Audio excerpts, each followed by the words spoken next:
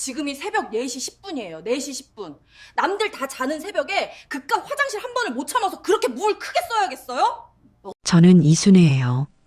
올해 72이죠. 제 고향은 충청도 작은 시골 마을인데 지금도 그곳을 떠나본 적이 거의 없어요. 남편은 우리 아들 성우가 고작 10살 때 먼저 세상을 떠났죠. 그 뒤로 제 인생은 오직 아들 하나였어요. 남들은 과부라고 얕보고 아들놈 기죽을까봐 정말 안 해본 일이 없어요. 새벽엔 남의 밭에 가서 일하고 낮에는 제 작은 밭을 일구고 저녁엔 시장에 나가서 나물이며 채소며 자판을 깔았죠. 그렇게 억척같이 살았어요. 흙 묻은 돈 10,000원짜리 한 장을 벌어도 제 몸빼 바지 하나 사입는 대신 성우 운동화 사신기는 게 제 낙이었으니까요. 다행히 성우는 제 속 한 번 안 썩이고 잘 자라줬어요. 서울에 있는 좋은 대학교에 척 붙고 졸업하자마자 이름만 대면 다 아는 큰 회사에 취직했죠. 그놈이 첫 월급 받아왔다고 빨간 내복 한 벌 사왔을 때 그걸 붙잡고 얼마나 울었는지 몰라요. 이제 제 유일한 자랑은 아들이에요. 저 녀석이 서울에서도 제일 비싸다는 동네에 번듯한 아파트를 사서 장가까지 갔으니 저는 이제 죽어도 여한이 없다고 생각했죠. 며느리 서은이요? 깍쟁이처럼 생기긴 했지만 아들놈이 좋다고 하니 저도 좋았어요. 배운 사람이라 그런지 낭비 같은 거 안 하고 집을 어찌나 깔끔하게 꾸미고 사는지 꼭 텔레비전에 나오는 집 같았죠. 그렇게 자랑스러운 아들 집에 제가 정말 오랜만에 큰 마음 먹고 길을 나섰어요. 손주 녀석이 눈에 밟혀서요. 전화로 할미가 간다 하면 며느리가 싫어할까봐 일부러 연락은 안 했죠. 아들 녀석이 늘 그랬거든요. 엄마, 보고 싶으면 그냥 와요. 우리 집이 엄마 집이죠. 그 말을 저는 철석같이 믿었어요. 이번엔 빈손으로 갈 수가 없었어요. 손주 녀석이 훌쩍 큰 것 같아서 제가 직접 농사지은 쌀 한 포대랑 고춧가루, 그리고 동네 정육점 사장님을 며칠이나 볶아서 겨우 구해낸 최고 등급 한우 꽃등심을 잔뜩 끊었죠. 비싼 건 알지만 우리 성우랑 며느리, 손주가 맛있게 먹을 생각을 하니 돈이 하나도 아깝지 않았어요. 새벽 첫 차를 타고 서울로 향하는 내내 꾸러미가 무거운 줄도 몰랐어요. 오히려 마음이 날아갈 것 같았죠. 서울역에 내려서 아들 녀석이 알려준 대로 지하철을 타고 또 버스를 갈아타고 꼬박 2시간이 더 걸려서야 그 비싼 아파트 단지 앞에 도착했어요. 무슨 성처럼 높게 솟은 아파트를 보니 제 어깨가 다 으쓱해졌죠. 경비실에 나 1,501호 할미 되는 사람이라고 하니 경비 아저씨가 신기하게 쳐다보면서 문을 열어주더군요. 그 무거운 짐들을 이고 지고 엘리베이터를 탔어요. 딩동. 드디어 아들 집 현관문 앞에 섰어요. 심장이 다 두근거렸죠.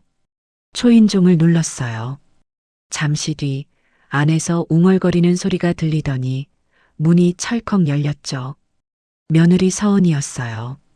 그런데 제 얼굴을 본 며느리의 표정이 제가 기대했던 반가운 얼굴이 아니었어요. 뭐랄까, 꼭 봐서는 안 될 것을 본 사람처럼 얼굴이 싸늘하게 굳어 있었죠. 어머니, 웬일이세요? 연락도 없이. 아, 서은아. 내가 그냥 우리 강아지 보고 싶어서 왔지. 성우는 아직 안 왔니? 저는 애써 웃으며 그 무거운 짐들을 현관 안으로 밀어 넣으려 했어요. 바로 그 순간이었죠. 어머니, 잠시만요. 며느리가 아주 날카로운 목소리로 저를 막아섰어요. 저는 너무 놀라서 그 자리에 멈춰섰죠. 어머니, 그거 현관에 그냥 두세요. 바닥에 뭐 묻어요. 그리고 그 신발, 흙먼지 많으니까 밖에서 좀 털고 들어오시죠. 저는 제 발을 내려다봤어요. 시골에서 신던 낡은 운동화였죠. 흙이 좀 묻어 있긴 했지만 그렇다고 사람을 현관문 밖에 세워두고 말할 정도는 아니었거든요. 저는 어색하게 신발을 현관문 밖 복도 바닥에 탁탁 털었어요. 아, 알았다. 미안하다. 내가 정신이 없어서. 됐어요. 일단 들어오세요. 겨우 집 안으로 들어섰어요. 집 안은 여전히 텔레비전에서 보던 모델하우스 같았죠. 온통 하얀색이었어요. 소파도 하얗고 바닥도 하얗고 먼지 한 톨, 머리카락 하나 없는 게 꼭 사람 사는 집이 아니라 구경하는 집 같았죠. 짐은 이리 주세요. 제가 치울게요. 어머니, 저기 소파에는 앉지 마시고 일단 저쪽 식탁 의자에 잠깐 앉아 계세요. 제가 물 한 잔 드릴게요. 저는 얼떨떨해서 며느리가 시키는 대로 부엌 한쪽에 있는 딱딱한 식탁 의자에 겨우 엉덩이를 걸쳤어요. 분명 아들 집인데 꼭 남의 집에 잘못 들어온 사람처럼 가시방석이었죠. 며느리는 제가 가져온 짐들을 못마땅한 표정으로 뒤적거렸어요. 쌀 포대를 보더니 한숨을 쉬더군요. 어머니, 저희 집 쌀 안 먹어요. 유기농 잡곡밥만 먹어요. 이건 어디다 두죠? 베란다에도 둘 데 없는데. 아, 그래. 그럼 그냥. 제 말이 끝나기도 전에 며느리가 정육점 봉투를 풀었어요. 핏물이 살짝 배어 나온 걸 보더니 얼굴을 찌푸리며 봉투를 싱크대에 던지다시피 했죠. 어머니, 이런 건 다음에 사오실 거면 그냥 백화점 상품권으로 주세요. 보관할 데도 없고 저 이런 거 손질 못해요. 냄새나서요. 그거 우리 성우가 제일 좋아하는 꽃등심인데. 내가 특별히. 성우 씨요? 성우 씨 요즘 다이어트해요. 기름진 거 안 먹어요. 그때였어요. 방에서 아들 녀석, 성우가 부스스한 얼굴로 나왔죠. 엄마. 왔어요? 언제 왔어요? 성우야. 아이고, 얼굴이 반쪽이 됐네. 제가 너무 반가워서 식탁 의자에서 일어나 아들한테 가려는데 며느리가 제 앞을 또 막아섰어요. 어머니, 성우 씨 지금 막 일어났어요. 씻고 옷 갈아입어야 하니까. 일단 앉아 계세요. 성우 씨, 가서 씻어요. 엄마 오셨으니까. 아들 녀석은 알았어 하더니 제 얼굴 한번 제대로 보지도 않고 욕실로 쏙 들어가 버렸어요. 저는 정말 그 무거운 걸 이고 지고 그 먼 길을 달려왔는데 물 한 잔은커녕 따뜻한 말 한마디 듣지 못했죠. 저녁이 됐어요. 아들 녀석이 씻고 나와서야 겨우 제 옆에 앉더군요. 엄마 힘들었죠.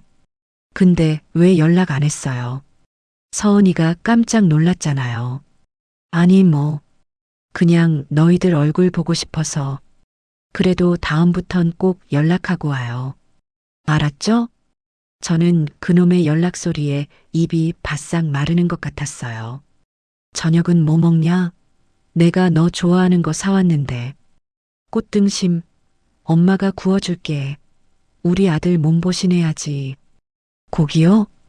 제 말에 아들 녀석 얼굴이 환해지기도 전에 며느리가 주방에서 소리쳤어요. 어머니, 저희 집에서는 고기 잘 안 구워요. 냄새 배요. 아니, 며느리야. 그래도 이게 얼마나 좋은 건데. 금방 구워서 먹고 환기시키면 되지. 응? 성우도 먹고 싶어 하는 것 같은데. 아들 녀석이 며느리 눈치를 보며 나 괜찮은데. 그냥 시켜 먹을까? 하고 말끝을 흐렸어요. 됐어. 엄마가 해줄게. 금방 해. 저는 결국 부엌으로 가서 며느리가 던져놨던 그 꽃등심 봉투를 집어들었어요. 그때부터였어요. 며느리의 그 유난스러운 행동이 시작된 게요. 제가 고기를 굽기 시작하자마자 며느리가 거실 창문, 베란다 창문, 자기 방 창문까지 집안에 있는 창문이란 창문은 모조리 다 열어젖혔어요. 11월이라 밤바람이 꽤 찼는데도 말이죠. 서은아, 춥다. 창문 좀 닫고 하자. 어머니, 이래야 냄새가 빨리 빠져요. 아니, 이것도 부족하겠네. 그러더니 며느리가 주방 환풍기를 켰어요. 강도 아니고 터보로 눌렀는지 무슨 비행기 뜨는 소리가 났죠. 어머니, 이 벽지. 이거 이탈리아에서 수입한 실크예요. 냄새 배면 안 빠져요. 장인님이 한 장 한 장 손으로 붙이신 거라.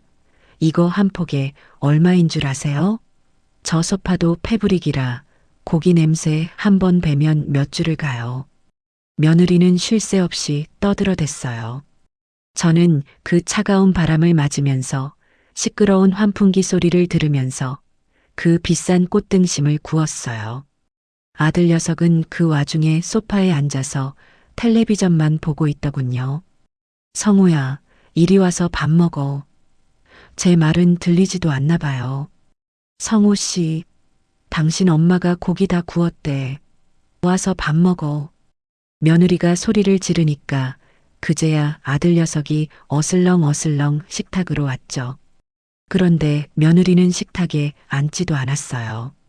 어머니, 저는 이따 샐러드 먹으려고요. 고기 냄새 때문에 속이 안 좋네요. 두 분이서 드세요. 그러고는 자기 방으로 쏙 들어가 버렸어요. 찬바람이 쌩쌩 들어오는 거실에서 저는 아들 녀석과 둘이 마주 앉아 그 비싼 고기를 먹었죠. 성우야, 많이 먹어. 이거 좋은 거야. 엄마. 맛있네. 근데 좀 춥다. 창문 닫으면 안 돼? 네 마누라가 냄새 밴다고 저러는데 그냥 먹자. 아들 녀석은 몇 점 집어 먹더니 춥다면서 숟가락을 금방 내려놨어요. 제가 그 먼 길을 이고 지고 온 꽃등심은 그렇게 찬밥 신세가 됐죠. 식사가 끝나고 제가 뒷정리를 하려고 하니까 며느리가 방에서 뛰쳐나왔어요. 어머니, 그냥 두세요. 제가 할게요. 어머니는 그냥 소파에 앉아 계세요. 그 목소리가 어찌나 날카로운지. 그건 저를 배려하는 목소리가 아니라 당신이 만지면 더러워지니 가만히 있으라는 경고였죠. 며느리는 고무장갑을 팔꿈치까지 오는 걸로 끼고 제가 썼던 프라이팬을 세제를 3번이나 펌프질해서 닦더군요. 그리고는 집안 곳곳에 무슨 방향제를 미친 듯이 뿌려댔어요. 집안에 무슨 향수병을 쏟아부은 것 같았죠. 저는 그 꼴을 보다가 나 그냥 피곤해서 먼저 좀 들어갈란다 하고 자리에서 일어났어요. 아들 녀석은 엄마. 피곤하겠다. 쉬어요 하더니 소파에 아예 드러누워 버리더군요. 저는 그날 제 아들 집에서 제가 사온 고기 냄새 때문에 범죄자 취급을 받으며 그렇게 쫓기듯이 방으로 들어갔답니다. 그게 시작일 줄은 정말 꿈에도 몰랐죠. 제가 그날 저녁 쫓기듯이 들어간 방은 방이 아니었어요.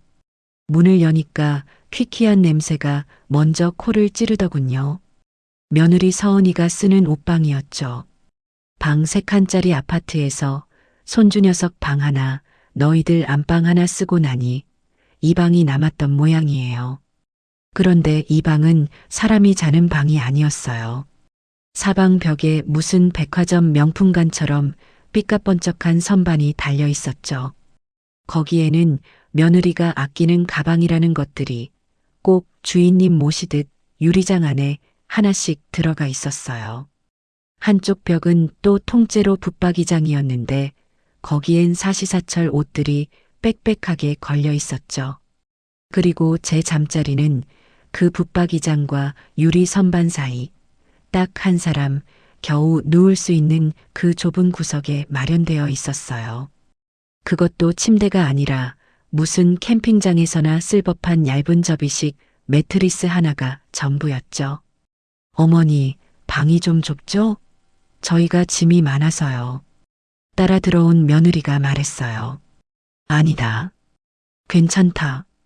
나야 뭐 등만 붙이면 자는 사람인데. 근데 며느리야, 이 방은 좀 춥다. 정말이었어요. 안방이랑 거실은 후끈후끈하게 보일러를 돌리는지 덮기까지 했는데 이 방은 꼭 외풍이 부는 것처럼 싸늘했죠. 어머니, 이 방은 보일러 안 틀어요. 뭐? 보일러를 안 틀어? 네. 이 방은 제 옷이랑 가방 보관하는 방이라서요. 온도랑 습도에 엄청 예민하거든요. 여기 있는 옷들이랑 가방이 어머님, 웬만한 차 한 대 값보다 비싼 것들이에요. 너무 덥거나 습하면 가죽이 상하고 곰팡이 슬어요. 그래서 일부러 보일러 끄고 제습기 돌리는 방이에요. 기가 막혔죠. 늙은 시어미가 잘 방은 보일러를 안 튼다니요. 그것도 자기 옷이랑 가방 썩을까 봐요. 그럼 나는 이 추운 데서 자라고? 어머니, 그래서 제가 이거 준비했잖아요. 며느리가 붙박이장 맨 아래 칸에서 낡은 이불을 하나 꺼내더군요. 그것도 솜이 다 죽어서 이불인지 헝비인지 구분이 안 되는 빛바랜 담요 같은 거였어요. 이게 이불이냐? 네. 어머니, 저희 집엔 손님용 이불이 이거밖에 없어요. 저희가 쓰는 건 다 거위털이라 세탁 한 번 하려면 엄청 비싸고 번거로워요. 어머니가 쓰시기엔 이게 편할 거예요. 꼭 제가 그 비싼 거위털 이불이라도 덮으면 그 이불에 무슨 흙이라도 묻을까봐 걱정하는 투였죠. 그리고 어머니, 부탁 하나만 드릴게요. 뭔데? 여기 이 선반에 있는 가방들이요. 절대 만지지 마세요. 손자국 묻는 거, 저 딱 질색이거든요. 그리고 저 옷장의 옷들도 함부로 열어보지 마세요. 제가 다 순서대로 정리해 둔 거라 어머니가 만지면 제가 또 정리해야 해요. 알았다. 내가 너의 그 비싼 것들 만져서 뭐 하겠냐? 다를까봐 무서워서 만지지도 못하겠다. 아시면 됐어요. 그럼 푹 주무세요, 어머니. 쾅!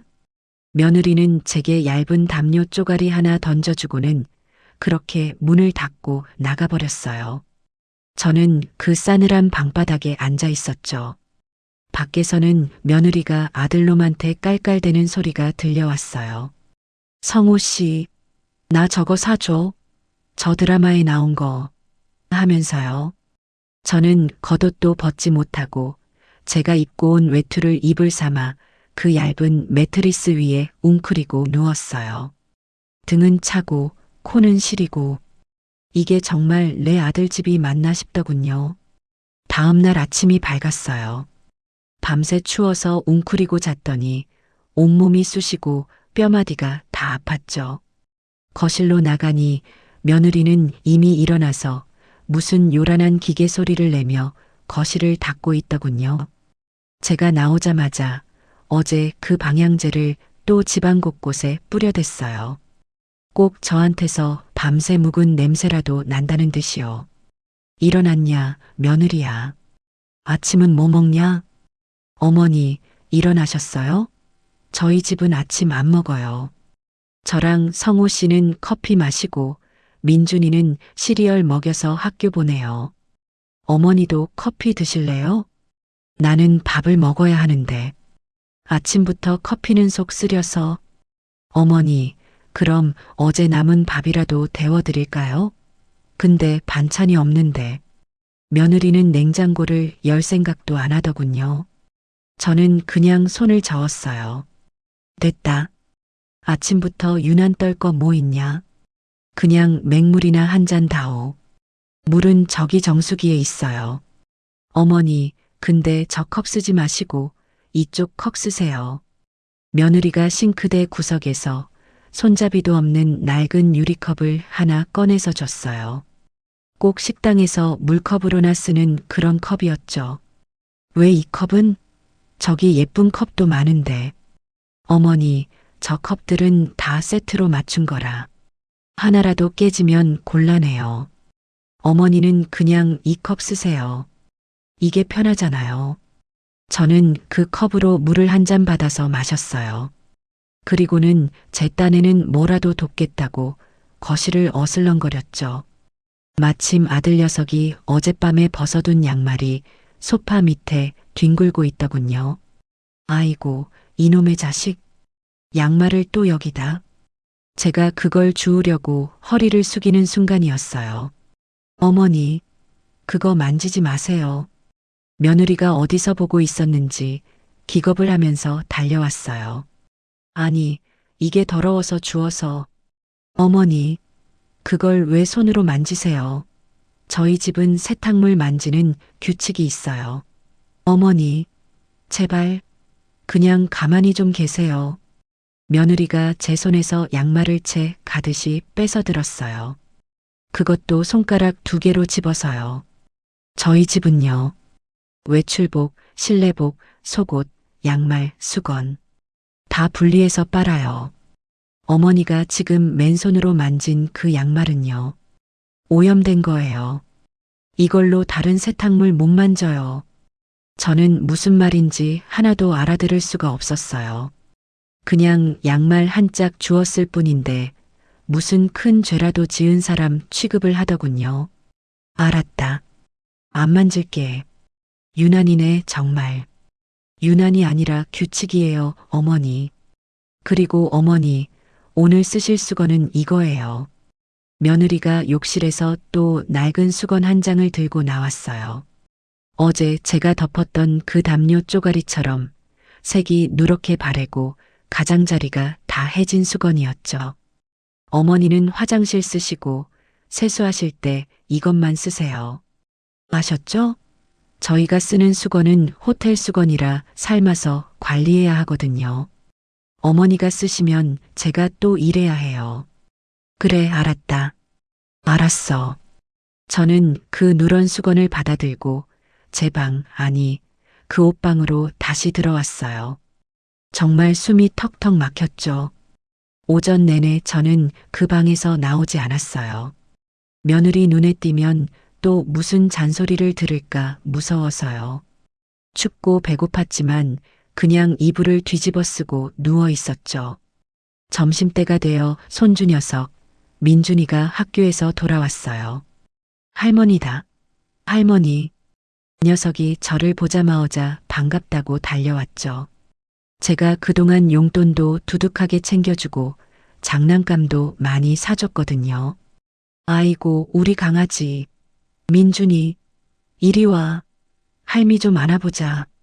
제가 팔을 벌리고 민준이를 안으려던 순간이었어요. 김민준, 너 지금 뭐 하는 거야? 현관에서 며느리의 날카로운 목소리가 들렸어요. 엄마, 나 할머니. 너 지금 학교에서 와서 손도 안 씻었지. 그 더러운 손으로 어딜 만지려고 해.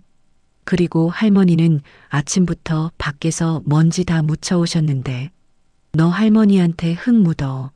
당장 가서 손 씻고 옷 갈아입어. 얼른. 7살짜리 애가 뭘 알겠어요. 엄마가 소리를 지르니 울상이 되어서는 제게 오려던 발걸음을 멈추고 욕실로 뛰어 들어가더군요. 저는 그 자리에 팔을 벌린 채로 그대로 굳어버렸어요. 며느리야, 내가 그렇게 더럽냐? 어머니, 그게 아니고요. 민준이가 지금 감기 기운이 있어서 그래요. 위생에 신경 써야죠. 어머니도 감기 옮으시면 큰일 나잖아요. 됐다. 핑계 대지 마라. 내가 내 손주 하나 안아보지도 못하는 집이 이게 무슨 내 아들 집이냐. 어머니, 서운하게 생각하지 마세요. 다 민준이 건강 생각해서 그런 거니까요. 그리고 어머니, 점심 드셔야죠. 제가 민준이 먹이려고 피자 시켰는데 같이 드실래요? 나는 밥 먹는다고 했잖냐. 피자가 뭐냐? 어머니, 그럼 밥솥에 밥 남은 거 있던가. 그거라도 데워 드세요. 저는 민준이 밥 먹이고 학원 보내야 해서 바빠요. 며느리는 저를 거들떠보지도 않고 아들 방으로 쏙 들어가 버렸어요. 저는 그날 점심도 굶었어요. 차라리 굶는 게 속 편했죠. 그렇게 저녁이 되고 아들 녀석, 성우가 퇴근하고 돌아왔어요. 저는 정말 마지막 희망이라도 거는 심정으로 아들 녀석을 조용히 불렀죠. 며느리가 민준이 방에서 숙제 봐주고 있을 때였어요. 성우야, 이리 좀 앉아봐라. 아, 엄마. 왜요? 나 피곤한데. 아들 녀석이 넥타이를 풀며 소파에 들어 누우려 했죠. 너 꼭 앉아봐. 엄마가 할 말 있어. 성우가 마지못해 제 맞은편 식탁 의자에 앉았어요. 성우야, 며느리가 나를 너무 피하는 것 같다. 내가 무슨 병균이라도 되는 것 같아. 애도 못 만지게 하고 수건도 따로 쓰라고 하고 내가 그렇게 더럽냐고 이 어미가. 저는 정말 서러워서 목소리가 다 떨렸어요. 아들 녀석이 제 편을 좀 들어주길 바랐죠. 엄마 미안해. 내가 서은이한테 말할게. 이런 말이요. 그런데 아들 녀석은 제 얼굴은 보지도 않고 손에 쥔 핸드폰만 만지작거리더군요. 아, 엄마. 또 그 소리예요? 뭐? 엄마가 좀 맞춰줘요. 서은이가 원래 깔끔 떨어서 그래요. 유난 떠는 거 하루 이틀도 아니고. 그게 저 여자 스타일인 걸 어떡해요. 스타일? 사람이 사람을 무시하는데 그게 스타일이야? 무시라니요. 누가 무시했다고 그래요? 엄마 밥 굶겼어요? 아니면 잠 못 자게 했어요? 그냥 자기 물건 만지지 말라는 거 깨끗하게 하자는 건데 그게 그렇게 서운해요? 아들 녀석이 되려 저한테 짜증을 냈어요. 너는 이 어미가 그 좁고 추운 옷방에서 자는 건 아냐? 보일러도 안 틀어주는 방에서? 네. 옷방이요? 아, 그 방. 그 방 원래 추워요. 괜찮아요, 엄마. 감기 안 걸려요. 성우야. 아, 몰라요. 엄마, 그냥 며칠만 조용히 있다 가시면 안 돼요? 왜 자꾸 서은이 자극해요? 걔가 엄마한테 뭐라고 한 것도 아니잖아요. 그냥 자기 규칙 지키자는 건데 엄마가 이해를 좀 해줘요. 네. 아들 녀석은 제 말이 끝나기도 전에 자리에서 일어나 안방으로 들어가 버렸어요. 저는 그 자리에 한참을 멍하니 앉아 있었죠. 가슴이 찢어지는 것 같았어요. 내가 평생을 바쳐 키운 아들이 이제는 완전히 저 며느리 소나기에 들어가서 제 어미가 당하는 수모는 보이지도 않나 봐요. 그래, 알았다. 더 이상 기댈 곳이 없다는 걸 그때 깨달았죠. 그렇게 둘째 날 밤이 깊었어요. 저는 여전히 그 차가운 옷방 바닥에서 웅크리고 잠을 청했죠. 겉옷을 입고 며느리가 준 그 얇은 담요를 목까지 끌어덮었지만 한기가 뼛속까지 스며드는 것 같았어요. 저녁도 먹는 둥 마는 둥 하고 일찍 들어왔거든요. 거실에 앉아 있어 봤자 아들놈은 핸드폰만 보고 며느리는 저를 없는 사람 취급하는데 그 가시방석에 앉아 있느니 차라리 이 추운 방이 낫겠다 싶었죠.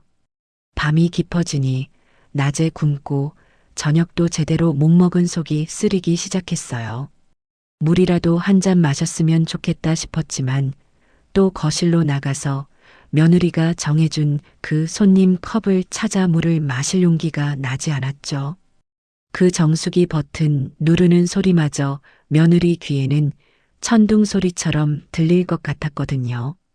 저는 그냥 꾹 참았어요. 늙으면 잠이 없다고 하잖아요. 저는 잠이 없는 게 아니라 너무 춥고 서러워서 잠이 오지 않았죠. 그렇게 뒤척이기를 몇 시간이나 했을까요? 새벽 4시쯤이었어요. 아니나 다를까 그놈의 신호가 또 오더군요. 제가 나이가 드니 소변이 자주 마려워서 밤에 꼭 한두 번은 깨거든요. 시골집에서는 아무것도 아니었죠. 그냥 일어나서 헛기침 한번 하고 화장실 다녀오면 그만이었으니까요. 하지만 여기는 아니었어요. 이 집은 며느리 이서은의 성이었고 저는 그 성에 몰래 들어온 침입자나 다름없었죠. 아랫배가 묵직해 오는데 정말 식은땀이 다 났어요. 참아야 한다. 아침까지 참아야 한다. 속으로 그렇게 되뇌었죠. 하지만 생리현상이라는 게 참는다고 참아지는 게 아니잖아요. 금방이라도 실수할 것처럼 아랫배가 뻐근해 왔어요. 이불에 실수라도 하는 날에는 며느리가 저를 정말 병균 취급하며 이 집에서 당장 쓸어낼 것 같았죠. 안 돼요. 가야 했어요. 저는 정말 제 인생에서 그렇게 조심스럽게 움직여 본 적이 없었어요. 매트리스에서 일어날 때도 소리가 날까봐 몇 분에 걸쳐서 천천히 몸을 일으켰죠. 그리고 방문을 열었어요. 끼익 소리라도 날까봐 문고리를 잡은 손에 힘을 꽉 주고 정말 1mm씩 그렇게 천천히 문을 열었죠. 다행히 소리는 나지 않았어요. 까치발을 들었어요. 양말도 신지 않았죠. 맨발이 그 차가운 대리석 바닥에 닿는 감촉이 싫었지만 지금은 그게 문제가 아니었어요. 거실은 칠흑같이 어두웠죠. 저 멀리 안방문이 굳게 닫혀 있는 게 보였어요. 그 안에서 아들 내외가 자고 있겠죠. 저는 숨도 제대로 쉬지 못하고 한 걸음 한 걸음 그렇게 거실 화장실을 향해 갔어요. 드디어 화장실 문 앞에 섰어요. 또 하나의 관문이었죠. 이 문을 열고 닫는 소리, 그리고 안에 들어가서 불을 켜는 딸깍 소리. 저는 불을 켜는 건 포기했어요. 어둠 속에서 더듬거리더라도 소리를 내지 않는 게 더 중요했죠. 문고리를 잡고 천천히, 아주 천천히 돌렸어요. 그리고 문을 살짝 밀었죠. 다행히 화장실 문도 소리 없이 열렸어요. 저는 어두컴컴한 화장실 안으로 쏙 들어갔어요. 그리고 다시 문을 닫을 때도 문이 쾅 하고 닫히지 않도록 문이 문틀에 닿기 직전에 손으로 잡아 세우며 닫았죠. 후. 그제야 겨우 숨을 내쉴 수 있었어요. 어둠 속에서 변기를 더듬더듬 찾아 이를 봤죠. 정말 시원했어요. 그 지옥 같던 압박감이 사라지는 기분이었죠. 이제 마지막 가장 큰 관문이 남았어요. 물을 내리는 거였죠. 저는 변기 물 내리는 손잡이 앞에서 한참을 망설였어요. 이 소리는 제가 어떻게 할 수가 없잖아요. 이 아파트가 얼마나 조용한지 이 새벽에 물 내려가는 소리는 아마 온 집안을 쩌렁쩌렁 울리게 뻔했거든요. 그냥 나갈까? 아니야, 그래도 늙은이가 물은 내려야지. 그걸 보고 며느리가 또 뭐라고 하면 어떡해. 어차피 이래도 욕먹고 저래도 욕먹을 바에는 그래도 사람 도리는 하고 욕먹는 게 낫겠다 싶었어요. 저는 눈을 딱 감고 손잡이를 눌렀어요. 차. 세상에. 제 귀에는 그 소리가 무슨 천둥 번개가 치는 소리처럼 폭포수가 쏟아지는 소리처럼 크게 들렸어요. 온 아파트가, 아니, 이 아파트 단지 전체가 흔들리는 것 같았죠. 저는 심장이 발끝까지 떨어지는 기분이었어요. 얼른 손을 씻었어요. 비누칠할 생각도 못했죠. 그냥 흐르는 물에 손만 겨우 헹구고 수건으로 닦을 새도 없이 옷에 쓱쓱 문질렀어요. 그리고 다시 화장실 문을 들어올 때처럼 조심조심 열었죠. 그때였어요. 철컥. 제 바로 맞은편 안방 문이 열리는 소리가 났어요. 그리고 어둠 속에서 머리를 산발한 며느리 서은이가 마치 귀신처럼 하얗게 질린 얼굴로 저를 노려보고 있었죠. 어머니. 그 목소리는 잠결에 나온 목소리가 아니었어요. 분노로 가득 찬 아주 날카롭고 찢어지는 소리였죠. 아, 서은아. 깼니? 내가 조용히 한다고 했는데. 저는 너무 놀라서 말을 더듬었어요. 지금 몇 시인 줄 아세요, 어머니? 그게 내가 화장실이 너무 급해서. 지금 새벽 4시 10분이에요. 4시 10분. 사람 다 자는 이 새벽에 그깟 화장실 한 번을 못 참으셔서 물소리를 그렇게 요란하게 내셔야겠어요. 며느리가 저에게 소리를 지르며 다가왔어요. 아니, 며느리야. 그게 늙으면 다 그래. 소변을 참기가 어려워. 늙으면 다 그러신다고요? 그럼 요양원에 가셨어야죠. 여긴 우리 집이에요. 우리 성호 씨 내일 아침 6시에 일어나서 출근해야 하는 거 모르세요? 어머니 그 물소리 때문에 나도 깨고 성호 씨도 깼잖아요. 어떡하실 거예요, 이제? 며느리는 분이 안 풀리는지 씩씩거리며 제 가슴팍을 손가락으로 삿대질까지 하더군요. 내가 미안하다. 정말 미안해. 미안하면 다해요? 미안하다고 하면 우리 성호 씨 잠이 다시 와요? 어머니, 정말 저희 집이랑 안 맞으시네요. 저희 집은요. 밤 10시 이후로는 세탁기도 안 돌리고 12시 이후로는 물도 안 내려요. 그게 이 집 규칙이라고요. 어머님이 뭔데 그 규칙을 깨세요. 정말 기가 막혔어요. 먹고 자는 것만 규칙이 있는 게 아니라 싸는 것까지 규칙이 있는 집이었던 거죠. 그때였어요. 안방에서 아들 녀석, 성우가 부스스한 얼굴로 나왔어요. 며느리가 하도 소리를 지르니까 깬 거였죠. 아, 왜 그래, 자기야. 시끄러워 죽겠네. 잠 좀 자자. 아들 녀석이 며느리를 말릴 줄 알았어요.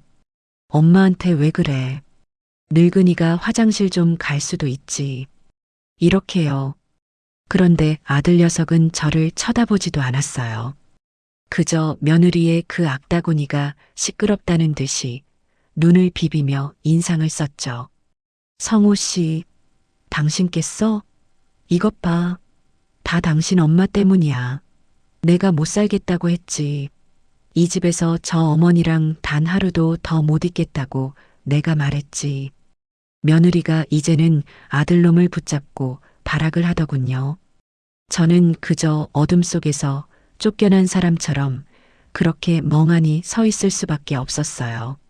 성호 씨, 당신 똑똑히 말해. 나 저 어머니랑 이 집에서 하루도 더 못 살아. 며느리 서은이가 완전히 눈이 뒤집힌 것 같았어요. 머리를 쥐어뜯으며 꼭 연극 배우처럼 거실 바닥에 주저앉을 기세였죠. 당신 엄마가 나보다 중요해요? 이 집에서 흙 냄새 나고 고기 냄새 나는 것도 내가 겨우 참았어. 근데 이젠 새벽에 잠까지 깨우잖아. 나 불면증 있는 거 알면서. 나 못 살아. 당장 나가시라고 해. 며느리가 저를 저 어머니라고 부르더군요. 아들 성우는 그제야 사태가 심각하다는 걸 깨달았는지 당황한 얼굴로 며느리를 달랬어요. 자기야, 진정해. 응? 엄마, 일단 방에 들어가요. 날 밝으면 얘기해요. 아들 녀석이 저더러 그 추운 옷방으로 다시 들어가라고 손짓을 했어요. 방에? 안 돼. 절대 안 돼. 며느리가 펄쩍 뛰며 일어났어요. 오늘 당장 가시라고 해. 지금 당장. 저분이 이 집에서 1분이라도 더 있으면 내가 나가. 민준이 데리고 당장 친정 갈 거야. 이 집 대출금 당신 혼자 다 갚아보라고. 대출금이라는 말이 나오는 순간 아들 녀석의 얼굴이 하얗게 질리는 걸 저는 똑똑히 봤어요. 그랬었죠. 이 비싼 아파트, 아들놈 혼자 힘으로 산 게 아니었죠. 은행에서 빚을 잔뜩 내고 저한테도 손을 벌려서 겨우 장만한 집이었어요. 며느리가 그 약점을 쥐고 흔드는 거였죠. 아들 녀석이 한참 동안 입술을 깨물고 서 있었어요. 그리고는 천천히 저를 돌아보더군요. 그 눈빛을 저는 평생 잊을 수가 없어요. 저를 쳐다보는 게 아니라 무슨 귀찮은 짐 덩어리, 당장 치워버려야 할 쓰레기를 보는 그런 눈이었죠. 엄마, 성우야, 일단 나가요. 뭐? 일단 나가자고요. 서은이 저러다 쓰러지겠어요. 저는 제 귀를 의심했어요.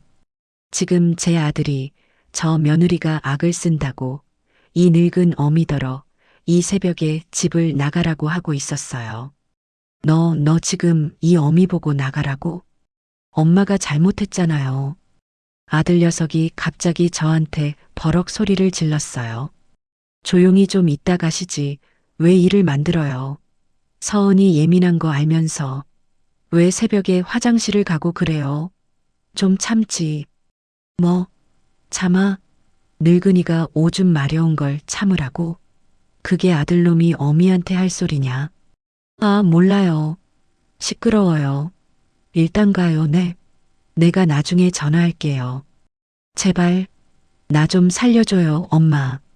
아들 녀석이 제발 저더러 이 상황을 좀 끝내달라는 듯이 울부짖었어요. 그리고는 제 방, 그 춥고 냄새나던 옷방으로 뛰어가더군요. 그리고는 제가 입고 왔던 외투랑 제 손가방을 들고 나왔어요. 엄마, 옷 입어요. 얼른. 아들 녀석이 제 어깨에 외투를 억지로 걸쳤어요. 그리고 제 손목을 잡아 끌었죠. 성우야, 나라. 이놈아, 네가 이럴 수 있어. 얼른 가요. 택시 잡아줄 테니까. 가요. 며느리 서은이는 그 모습을 팔짱을 끼고 아주 만족스럽다는 듯이 승리자의 표정으로 지켜보고 있었어요. 아들 녀석은 저를 현관문 밖으로 그렇게 질질 끌어냈어요. 제가 신발을 제대로 신을 틈도 주지 않았죠. 낡은 운동화를 발에 꿰어 신는 그 짧은 순간에도 아들은 저를 재촉했어요. 쾅! 현관문이 닫혔어요. 저는 그렇게 제 아들 집에서 새벽 4시 반에 쫓겨났어요. 아들 녀석이 저를 엘리베이터에 태웠어요. 엄마, 지하 주차장으로 와요. 내가 차 뺄게. 저는 멍하니 엘리베이터를 타고 지하 주차장으로 내려갔어요. 춥고 무섭고 비참해서 눈물도 나지 않았죠. 잠시 뒤 아들 녀석의 그 번쩍거리는 승용차가 제 앞에 섰어요. 타요. 저는 조수석이 아니라 뒷좌석에 탔어요. 그놈 얼굴을 마주볼 자신이 없었거든요. 차가 출발했어요. 이 새벽에 이놈이 저를 어디로 데려가는 걸까요? 여관이라도 한 군데 잡아주려나? 아니었어요. 아들 녀석의 차는 서울 시내를 무섭게 달렸어요. 그리고 제가 아주 잘 아는 곳에 멈춰섰죠. 고속버스 터미널이었어요. 아들 녀석이 차를 세우더니 저보고 내리라고 턱짓을 하더군요. 성우야, 여기가. 엄마, 저기 가면 6시쯤 첫 차 있어요. 그거 타고 가요. 너 지금. 아, 왜 이래요? 나 지금 회사 일 때문에 머리 아파 죽겠다고요. 아들 녀석이 지갑을 꺼냈어요. 그리고는 5만 원짜리 2장을 꺼내서 제 외투 주머니에 억지로 쑤셔 넣었어요. 엄마, 미안해요. 서은이가 원래 좀 저래. 좀 쉬면 괜찮아질 거예요. 도착하면 전화해요. 아니, 내가 나중에 할게요. 나 피곤해. 성우야. 저는 그 돈을 다시 끄집어내서 아들놈 얼굴에 던져버리고 싶었어요. 하지만 그럴 힘도 없었죠. 얼른 내려요. 나 출근해야 돼. 아들 녀석이 제게 내리라고 재촉했어요. 저는 차에서 내렸어요. 새벽 5시. 아직 해가 뜨려면 멀었죠. 터미널 앞은 휑한 바람만 불었어요. 제 아들 녀석은 제가 차에서 내리자마자 쌩하니 차를 돌려 사라져 버렸어요. 저는 그 낯선 도시의 터미널 앞에 그 무거운 짐 쪼가리도 없이 10만 원이 든 외투 하나만 걸친 채로 그렇게 버려졌어요. 밤새 저를 괴롭혔던 그 한기보다 지금 제 마음이, 제 뼛속이 더 시리고 아팠죠. 저는 그 자리에 서서 아들 녀석의 차가 사라진 그 어두운 길을 한참이나 바라봤어요. 새벽 고속버스 터미널 대합실은 휑했어요. 제 아들놈 성우가 저를 그 차가운 아스팔트 바닥에 버리고 사라진 뒤 저는 한참을 그 자리에 못 박힌 듯이 서 있었죠. 차가운 새벽 공기가 제 외투를 뚫고 들어와 뼈마디를 시리게 했어요. 하지만 그 추위보다 더 저를 떨게 만든 건 제 가슴 속에서부터 차오르는 그 서늘한 배신감이었어요. 저는 10만 원. 아들 녀석이 제 주머니에 억지로 쑤셔 넣은 그 5만 원짜리 2장을 만지작거렸어요. 이게 제가 평생을 바쳐 키운 아들놈에게 받은 값인가 싶었죠. 눈물이 쏟아질 것 같았는데 이상하게 눈물 대신 헛웃음이 났어요. 그래, 이순애. 너 참 멍청하게 살았다. 무거운 발걸음을 겨우 옮겨 터미널 안으로 들어갔어요. 대합실에는 저처럼 첫 차를 기다리는 사람들 몇몇이 띄엄띄엄 앉아 있었죠. 저는 가장 구석진, 쇠로 된 차가운 의자에 몸을 구겼어요.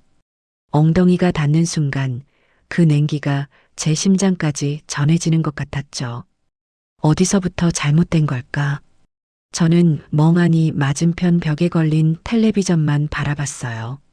소리는 꺼져 있고 화면만 번쩍거리고 있었죠. 제가 뭘 그렇게 잘못했을까요? 평생을 아들 하나만 보고 남한테 손가락질 안 당하게 키우려고 발버둥 친 죄밖에 없었어요. 남편 일찍 가고 성우가 10살 때부터 저는 남자가 하는 막일, 여자가 하는 험한 일 가리지 않았어요. 성우가 중학교 때였죠. 그놈이 수학여행 간다고 들떠 있는데 반에서 자기만 좋은 운동화가 없다고 풀이 죽어 있더라고요. 제가 그걸 외면할 수가 없었어요. 그날 밤 읍내 금은방에 찾아갔죠. 시어머니가 물려주신 제 유품이나 다름없는 쌍가락질을 내밀었어요. 사장님, 이거 얼마나 받을 수 있어요? 금은방 사장님이 저를 물끄러미 보더니 아주머니, 이건 파는 거 아닌데. 이건 돈 주고도 못 사는 아주머니 세월인데 하더라고요. 제가 됐어요. 그냥 돈으로 줘요. 우리 아들 운동화 사줘야 해요 하고 돌아섰죠. 그 돈으로 아들놈 운동화랑 잠바를 사서 안겨줬을 때 그놈이 좋다고 방방 뛰던 모습이 아직도 선한데요. 대학교 등록금 낼 때는 어땠고요. 그놈이 하필이면 서울에 있는 제일 비싼 사립대학에 붙었어요. 기뻐해야 하는데 눈앞이 캄캄했죠. 농사지어서 나오는 돈으로는 어림도 없었어요. 밤마다 논두렁에 쪼그려 앉아 울었어요. 성우 아빠, 나 어떡해요. 우리 아들 공부시켜야 하는데. 결국 제가 쥐고 있던 밭대기 중에 제일 좋은 땅을 팔았어요. 제 노후 자금이라고 생각하고 절대 팔지 않으려 했던 땅이었죠. 그 돈으로 등록금을 대고 서울 하숙비까지 보태줬어요. 그렇게 제 뼈를 갈아 넣어서 아들을 키웠어요. 그런데 그 아들놈이 결혼하더니 싹 변하더군요. 아니, 변한 게 아니라 원래 그런 놈이었는데 저한테 숨겼던 거겠죠. 5년 전이었나? 제가 일하다가 다리를 심하게 삐끗해서 무릎이 계속 아팠어요. 병원에서는 연골이 다 닳았다고 당장 수술해야 한다고 했죠. 수술비가 꽤 컸어요. 성우한테 전화를 했죠. 아들, 엄마가 무릎이 아파서 수술해야 할 것 같다. 그랬더니 그놈이 뭐라고 한 줄 아세요? 엄마, 나 어떡해. 나 지금 서은이랑 집 때문에 싸우고 있어. 수술 얘기는 듣지도 않더라고요. 엄마, 내가 이번에 아파트 전세를 옮겨야 하는데 서은이가 꼭 저기 강남인가 뭔가 하는 동네로 가야 한대요. 돈이 1억이나 모자라. 엄마, 나 좀 도와줘. 엄마밖에 없잖아. 저는 제 무릎 아픈 것도 잊었어요. 1억? 내가 그 돈이 어디 있냐? 엄마, 나 망하는 꼴 보고 싶어? 서은이가 이러다 나랑 못 살겠대. 엄마가 상가 담보로 대출이라도 좀 받아주면 안 돼? 내가 이자 꼬박꼬박 낼게. 응? 엄마. 결국 저는 제 무릎 수술을 미뤘어요. 수술비 하라고 모아뒀던 돈, 그리고 읍내 상가 건물을 담보로 1억을 대출받아서 아들놈 통장에 꽂아줬죠. 저는 그 뒤로 5년 동안 비 오는 날이면 무릎이 끊어질 것처럼 아파도 파스 한 장 붙이고 참았어요. 내 아들이 그 비싼 동네 아파트에 산다는 게 그게 제 자부심이었으니까요. 차, 그때였어요.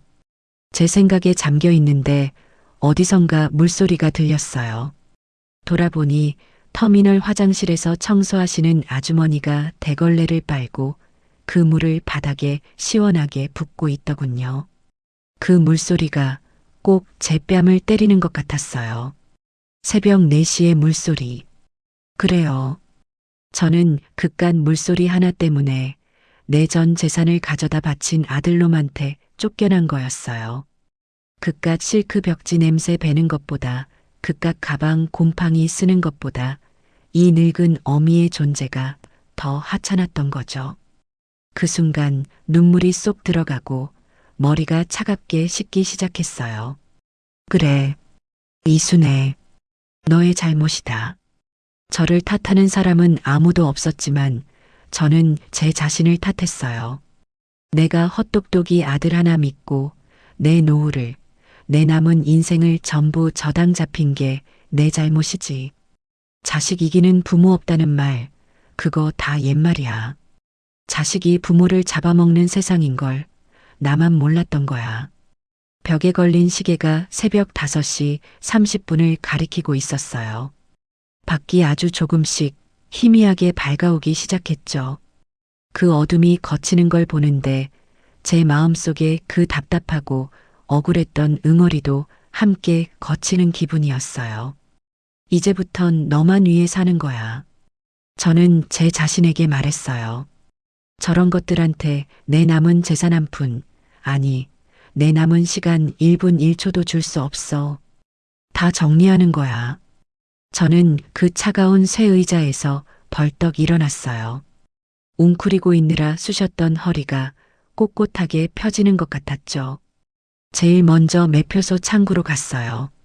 아가씨, 고향 가는 거 첫 차 제일 빠른 걸로 한 장 줘요. 그리고 저는 제 주머니에 있던 그 10만 원. 아들놈이 저를 버리는 값으로 쥐어준 그 돈을 꺼냈어요.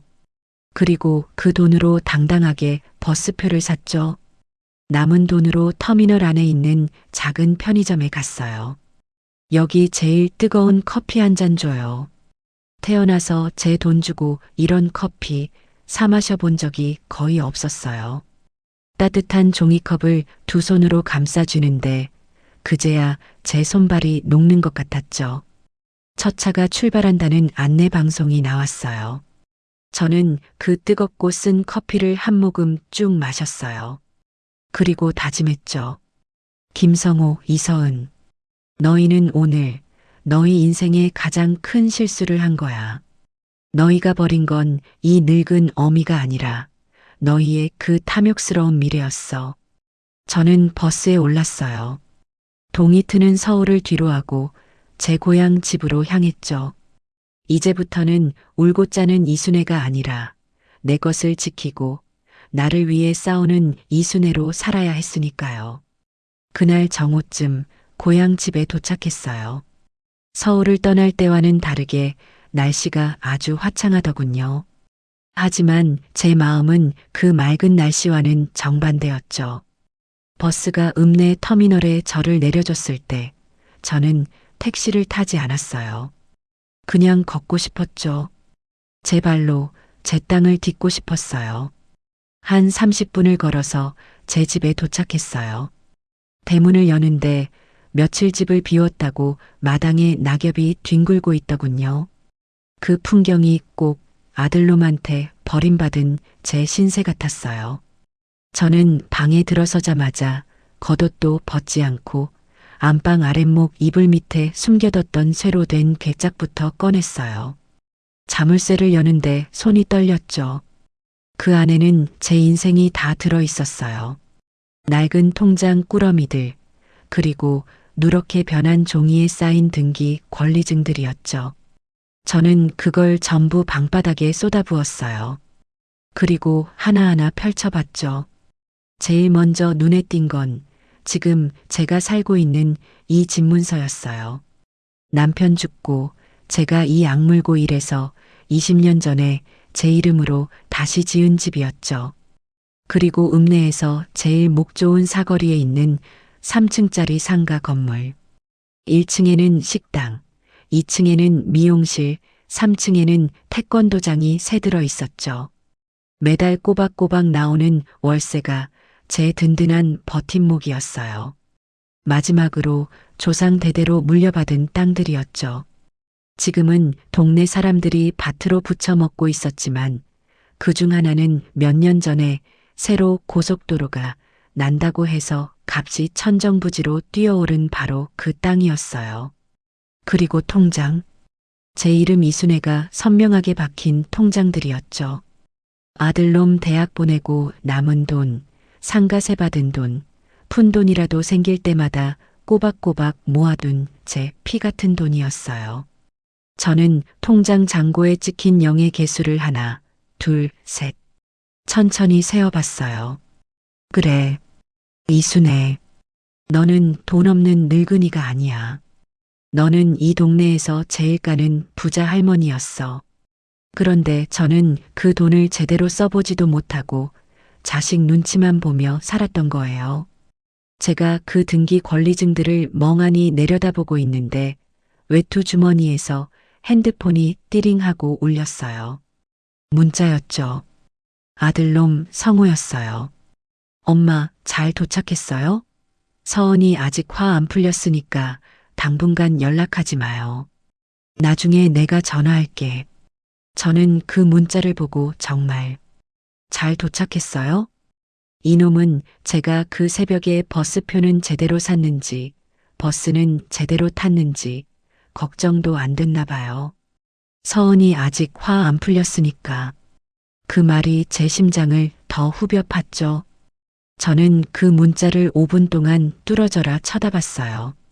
그리고 답장을 보냈죠. 알았다. 딱 3글자였어요. 더 이상 무슨 말이 필요하겠어요. 저는 그 문자를 보내고 나서 괴짝에 있던 통장과 서류들을 가방에 쓸어 담았어요. 그리고 곧장 방을 나섰죠. 제일 먼저 간 곳은 읍내에서 제일 큰 도장 가게였어요. 사장님, 나 도장 새로 하나 파려고요. 아이고, 순애 어르신. 웬일이세요? 인감 도장 새로 파시게요? 아니요. 그냥 쓸 도장 말고 아주 비싸고 좋은 걸로. 용이 승천하는 모양이나 뭐 그런 거 없어요? 제일 비싼 걸로 파줘요.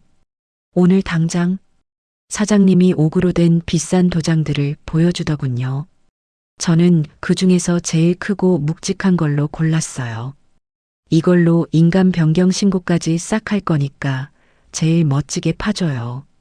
그리고 저는 곧장 읍내에서 제일 용하다는 부동산 중개인 김 사장을 찾아갔어요. 김 사장은 저랑 거의 30년 가까이 알고 지낸 사람이었죠. 김 사장, 나 좀 봐요. 제가 문을 박차고 들어가니 김 사장이 차를 마시다가 깜짝 놀라서 일어났어요. 아이고, 순애 누님, 이게 웬일이십니까? 서울 아드님 댁에 가신 거 아니었어요? 됐어요. 앉아요. 할 말 있으니까. 저는 김 사장 맞은편에 앉아 가방에서 서류 뭉치를 꺼내 테이블 위에 탁 소리나게 올려놨어요. 김 사장, 나 이거 다 팔려고요. 김 사장이 눈이 동그래져서 그 서류들을 쳐다봤어요. 누님, 이게 지금 무슨 상가 건물이랑 땅 문서잖아요. 이걸 다 파신다고요? 왜요? 무슨 일 있으세요? 성우가 또 사고 쳤어요? 그런 거 아니니까 묻지 마요. 그냥 팔아줘요. 내가 가진 부동산, 이 집까지 싹 다. 하나도 남김없이. 누님, 진정하세요. 아니, 이 땅은 지금 고속도로 때문에 값이 금값인데 이걸 왜 팔아요? 조금만 더 갖고 계시면 부르는 게 값이에요. 김 사장이 저를 말렸어요. 그래서 팔라는 거예요. 지금 제일 비쌀 때 나 현금 필요해요. 아주 많이. 김 사장이 나 좀 도와줘야겠어. 아니, 그래도. 김 사장, 나랑 몇 년 봤어요? 그게 벌써 30년이다. 내 성격 알죠? 나 한 번 말한 거 2번 말 안 해요. 이거 다 팔아줘요. 대신 조건이 있어요. 저는 김 사장을 똑바로 쳐다봤죠. 첫째, 무조건 조용하게 처리해야 해요. 내가 이거 판다고 동네방네 소문나면 안 돼요. 특히 우리 아들놈 귀에 들어가면 절대 안 돼요. 할 수 있어요? 김 사장이 마른 침을 삼키더군요. 둘째, 무조건 현금으로 받아야 해요. 제일 빨리 살 수 있는 사람으로 붙여줘요. 시세보다 조금 덜 받아도 상관없어요. 나는 시간이 없어요. 이달 안에 다 끝내야 해요. 누님, 이달 안에는 너무. 김 사장, 수수료 법에서 정한 거 2배로 줄게요. 제 말에 김 사장의 눈이 흔들렸어요. 정말 그렇게 하실 거예요? 내가 농담하는 거 봤어요? 김 사장이 이거 성공시키면 내가 저기 상가 건물 팔고 나서 마지막으로 김 사장한테 거하게 한턱 낼게요. 김 사장은 한참 동안 제 얼굴과 서류들을 번갈아 쳐다봤어요. 그리고는 결심한 듯 고개를 끄덕였죠. 알겠습니다, 누님. 누님이 저를 이렇게 믿고 맡기시는데 제가 해내야죠. 조용하고 빠르게. 현금으로. 그래요. 그렇게 해요. 그런데 누님, 땅 중에 이 땅은 지금 소작 주고 있는 최서방네 땅 아니에요? 거긴 어떻게 하시려고요? 아, 그 땅. 그 땅은 제 땅 중에서 제일 크고 기름진 땅이었어요. 최서방 부부가 평생을 제 땅을 부쳐먹고 살았죠. 아주 성실한 사람들이었어요. 그 땅은 내가 따로 만날 거예요. 저는 부동산에서 나와 곧장 최서방네 집으로 향했어요. 저녁 무렵이었죠. 최서방 부부가 밭에서 돌아와 저녁을 짓고 있더군요. 어르신, 웬일이세요? 서울 다녀오신 거 아니었어요? 그래요. 잠깐 앉아봐요. 할 말 있어서. 저는 마루에 걸터 앉아 2 사람을 앉혔어요. 2 사람이 내 땅 부쳐먹은 지가 얼마나 됐죠? 아이고, 그게 벌써 20년이 다 되어가네요. 어르신. 어르신 덕분에 저희가 자식들 대학까지 다 보냈잖아요. 최서방 아내가 제 손을 잡으며 고마워했어요. 내가 그 땅 팔려고요. 네, 땅을요? 그럼 저희는. 2 사람의 얼굴이 하얗게 질렸죠. 그래서 2 사람한테 제일 먼저 왔어요. 2 사람이 그 땅 살 생각 있어요? 어르신, 저희가 무슨 돈이 있다고 그 금싸라기 땅을 사요. 저희는 평생 시세대로 다 받겠다는 거 아니에요. 저는 가방에서 통장을 하나 꺼냈어요. 내가 이 땅 팔아서 그 돈으로 장학재단 같은 거 하나 만들까 했는데 그럴 필요 없겠어요. 네, 2 사람 자식들 대학까지 다 보냈다고 했죠? 그놈들 공부하느라 고생 많았는데 내가 그 땅 2 사람한테 팔게요. 아주 싸게. 2 사람이 평생 나한테 바친 소장료 그거 다 합친 것보다 더 싸게요. 어르신, 그게 무슨 말씀이세요? 대신 조건이 있어요. 이 땅 절대 남한테 팔지 마요. 2 사람 자식들한테 물려주고 대대손손 농사 지으면서 살아요. 그게 내가 바라는 거예요. 하실 수 있죠? 최서방 부부가 제 말뜻을 알아듣고는 마루에 큰 절을 하며 울기 시작했어요. 어르신, 감사합니다. 정말 이 은혜를 어떻게. 됐어요. 울긴 왜 울어. 나중에 등기 이전할 때 도장이나 잘 챙겨와요. 저는 그 집을 나오는데 마음이 이상했어요.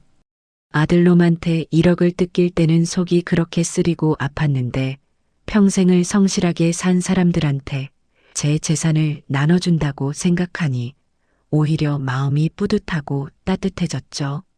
집에 돌아오니 밤이었어요. 아들놈한테서 전화가 왔더군요. 받지 않았어요. 저는 그날 밤 제 괴짝에 남은 마지막 통장들을 정리했어요. 아들놈 이름으로 연결해뒀던 자동이체 통장, 혹시나 며느리 생일이라고 돈 빼가라고 만들어뒀던 비상금 통장. 다음 날 아침 저는 은행 문이 열리자마자 찾아갔어요. 이거 싹 다 해지해 주세요. 그리고 이순에 제 이름으로 된 계좌 하나로 다 합쳐주세요. 인터넷 뱅킹, 스마트폰 뱅킹, 그런 거 다 필요 없어요. 싹 다 없애줘요. 은행 직원이 저를 이상하게 쳐다봤지만 저는 상관없었어요. 제 재산은 이제부터 완벽하게 제 것이 되어야 했으니까요.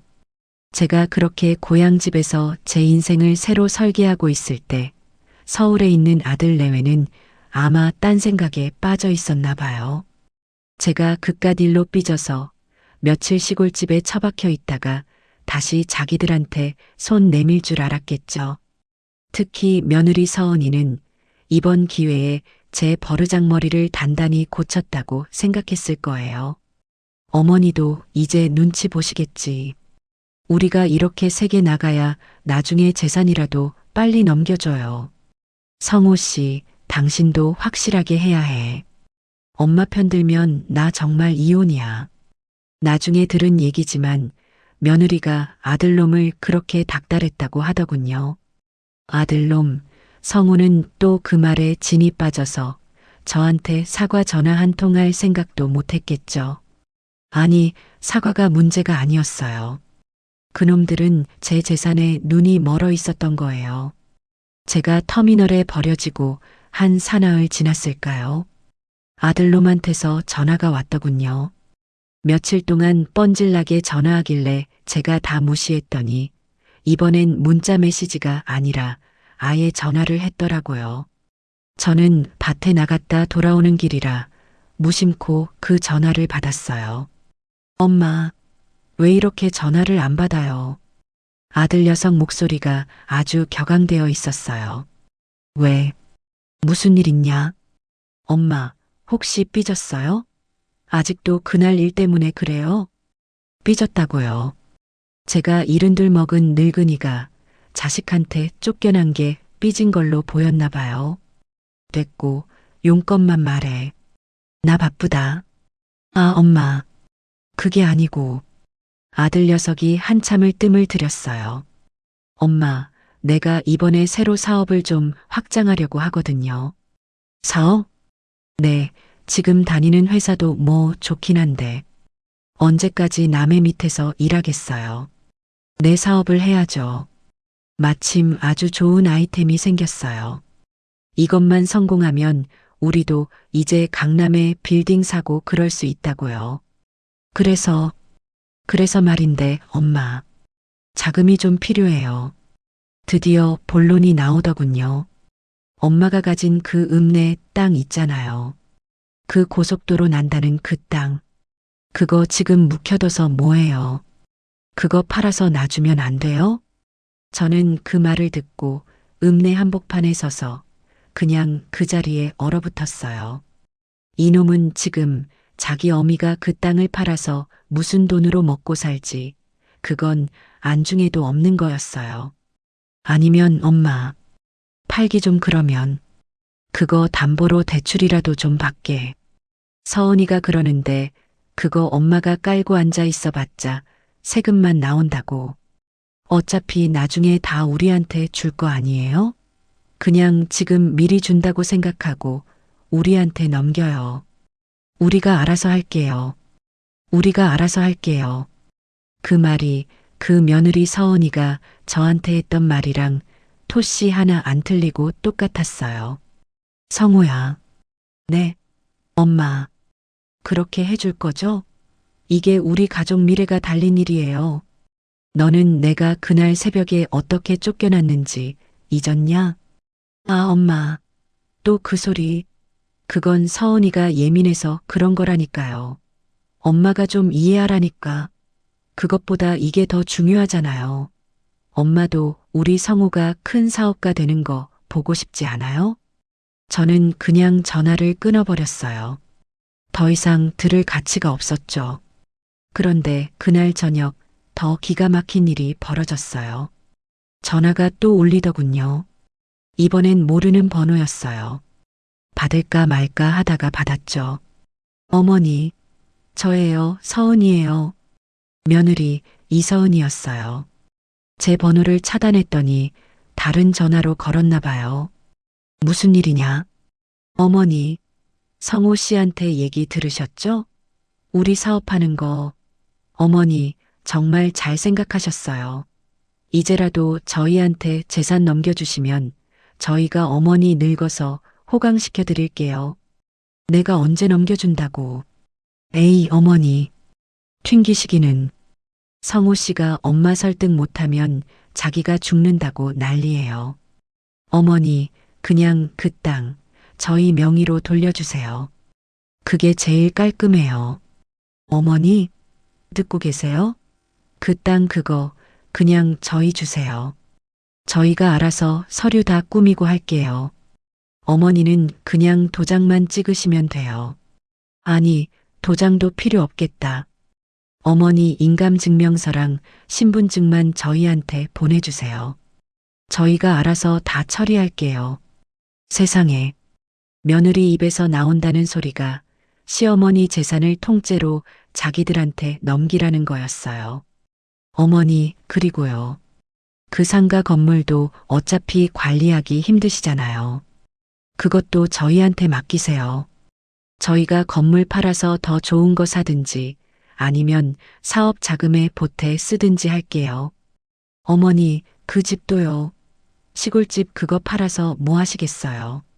그냥 그만해라. 네, 그만하라고 했다. 제 목소리가 하도 차가워서 며느리도 순간 놀란 것 같더군요. 어머니, 왜 화를 내세요? 다 어머님 편하게 해드리려고. 너희가 뭔데 내 재산을 탐내. 내가 너희한테 10원 한 장이라도 준다고 한 적 있어? 어머니, 지금 그게 무슨 말씀이세요?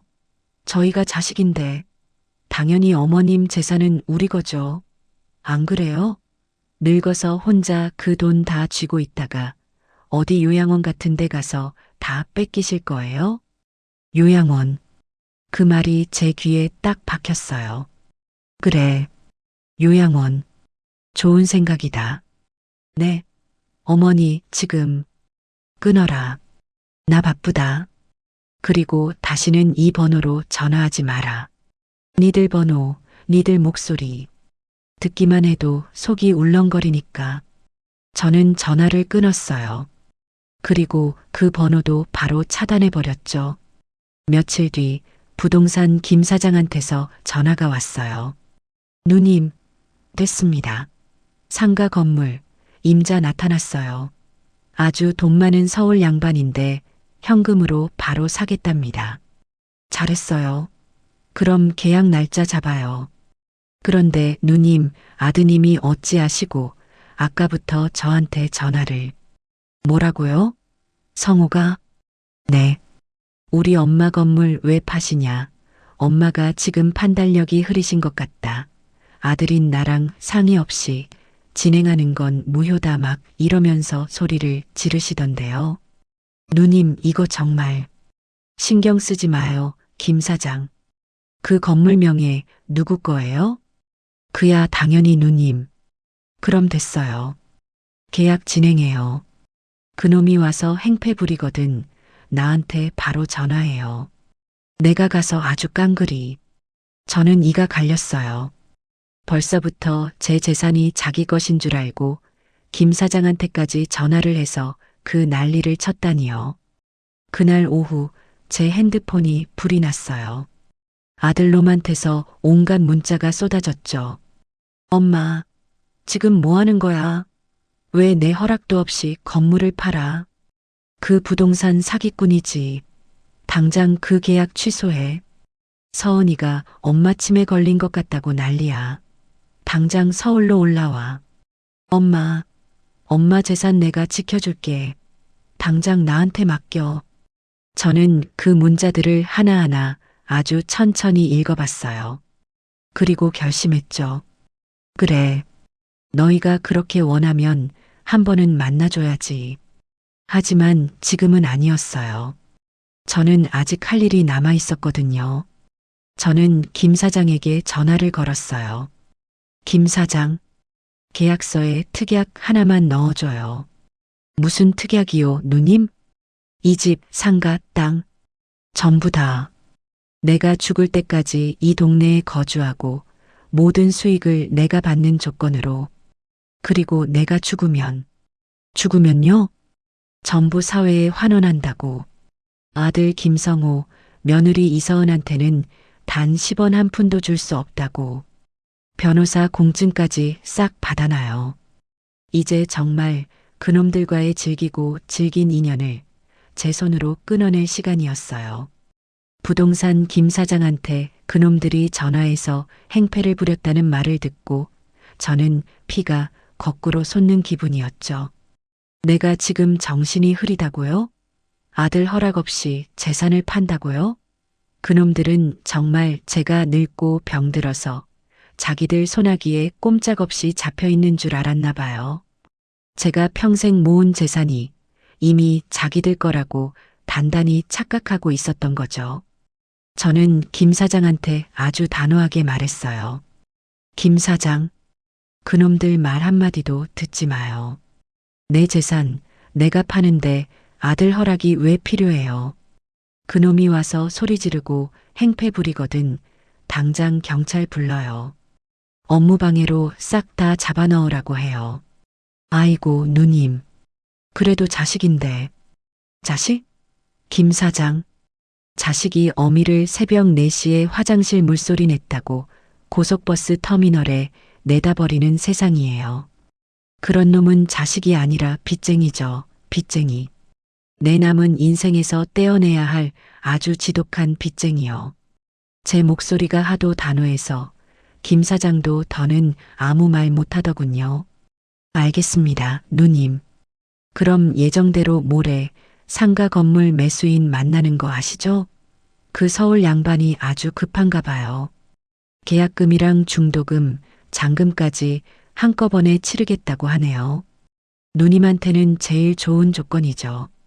잘했어요, 김 사장. 나도 그날 다 끝내버릴 거니까. 변호사 사무실도 그 건물 1층에 있는 대로 잡아요. 오고 가기도 귀찮으니까. 네. 변호사는 왜? 그냥 내가 고용한 사람이 있어요. 그날 계약서 쓸 때 같이 볼 거예요. 나중에 그놈들이 이 계약 무효네 뭐네 딴소리 못하게 공증까지 싹 받아버리게요. 김 사장은 제가 아주 단단히 마음먹은 걸 그제야 안 것 같았죠. 그렇게 약속한 이틀이 지났어요. 저는 그날 아침 읍내 목욕탕에 가서 뜨끈한 물에 몸을 지지고 제일 깨끗하고 좋은 외출복으로 갈아입었어요. 아들놈한테 쫓겨날 때 입었던 그 외투는 아궁이에 불쏘시개로 던져버린 지 오래였죠. 부동산 사무실이 아니라 제가 말한 대로 상가 건물 1층에 있는 법무사 사무실에서 만나기로 했어요. 김 사장이 미리 다 약속을 해놨더군요.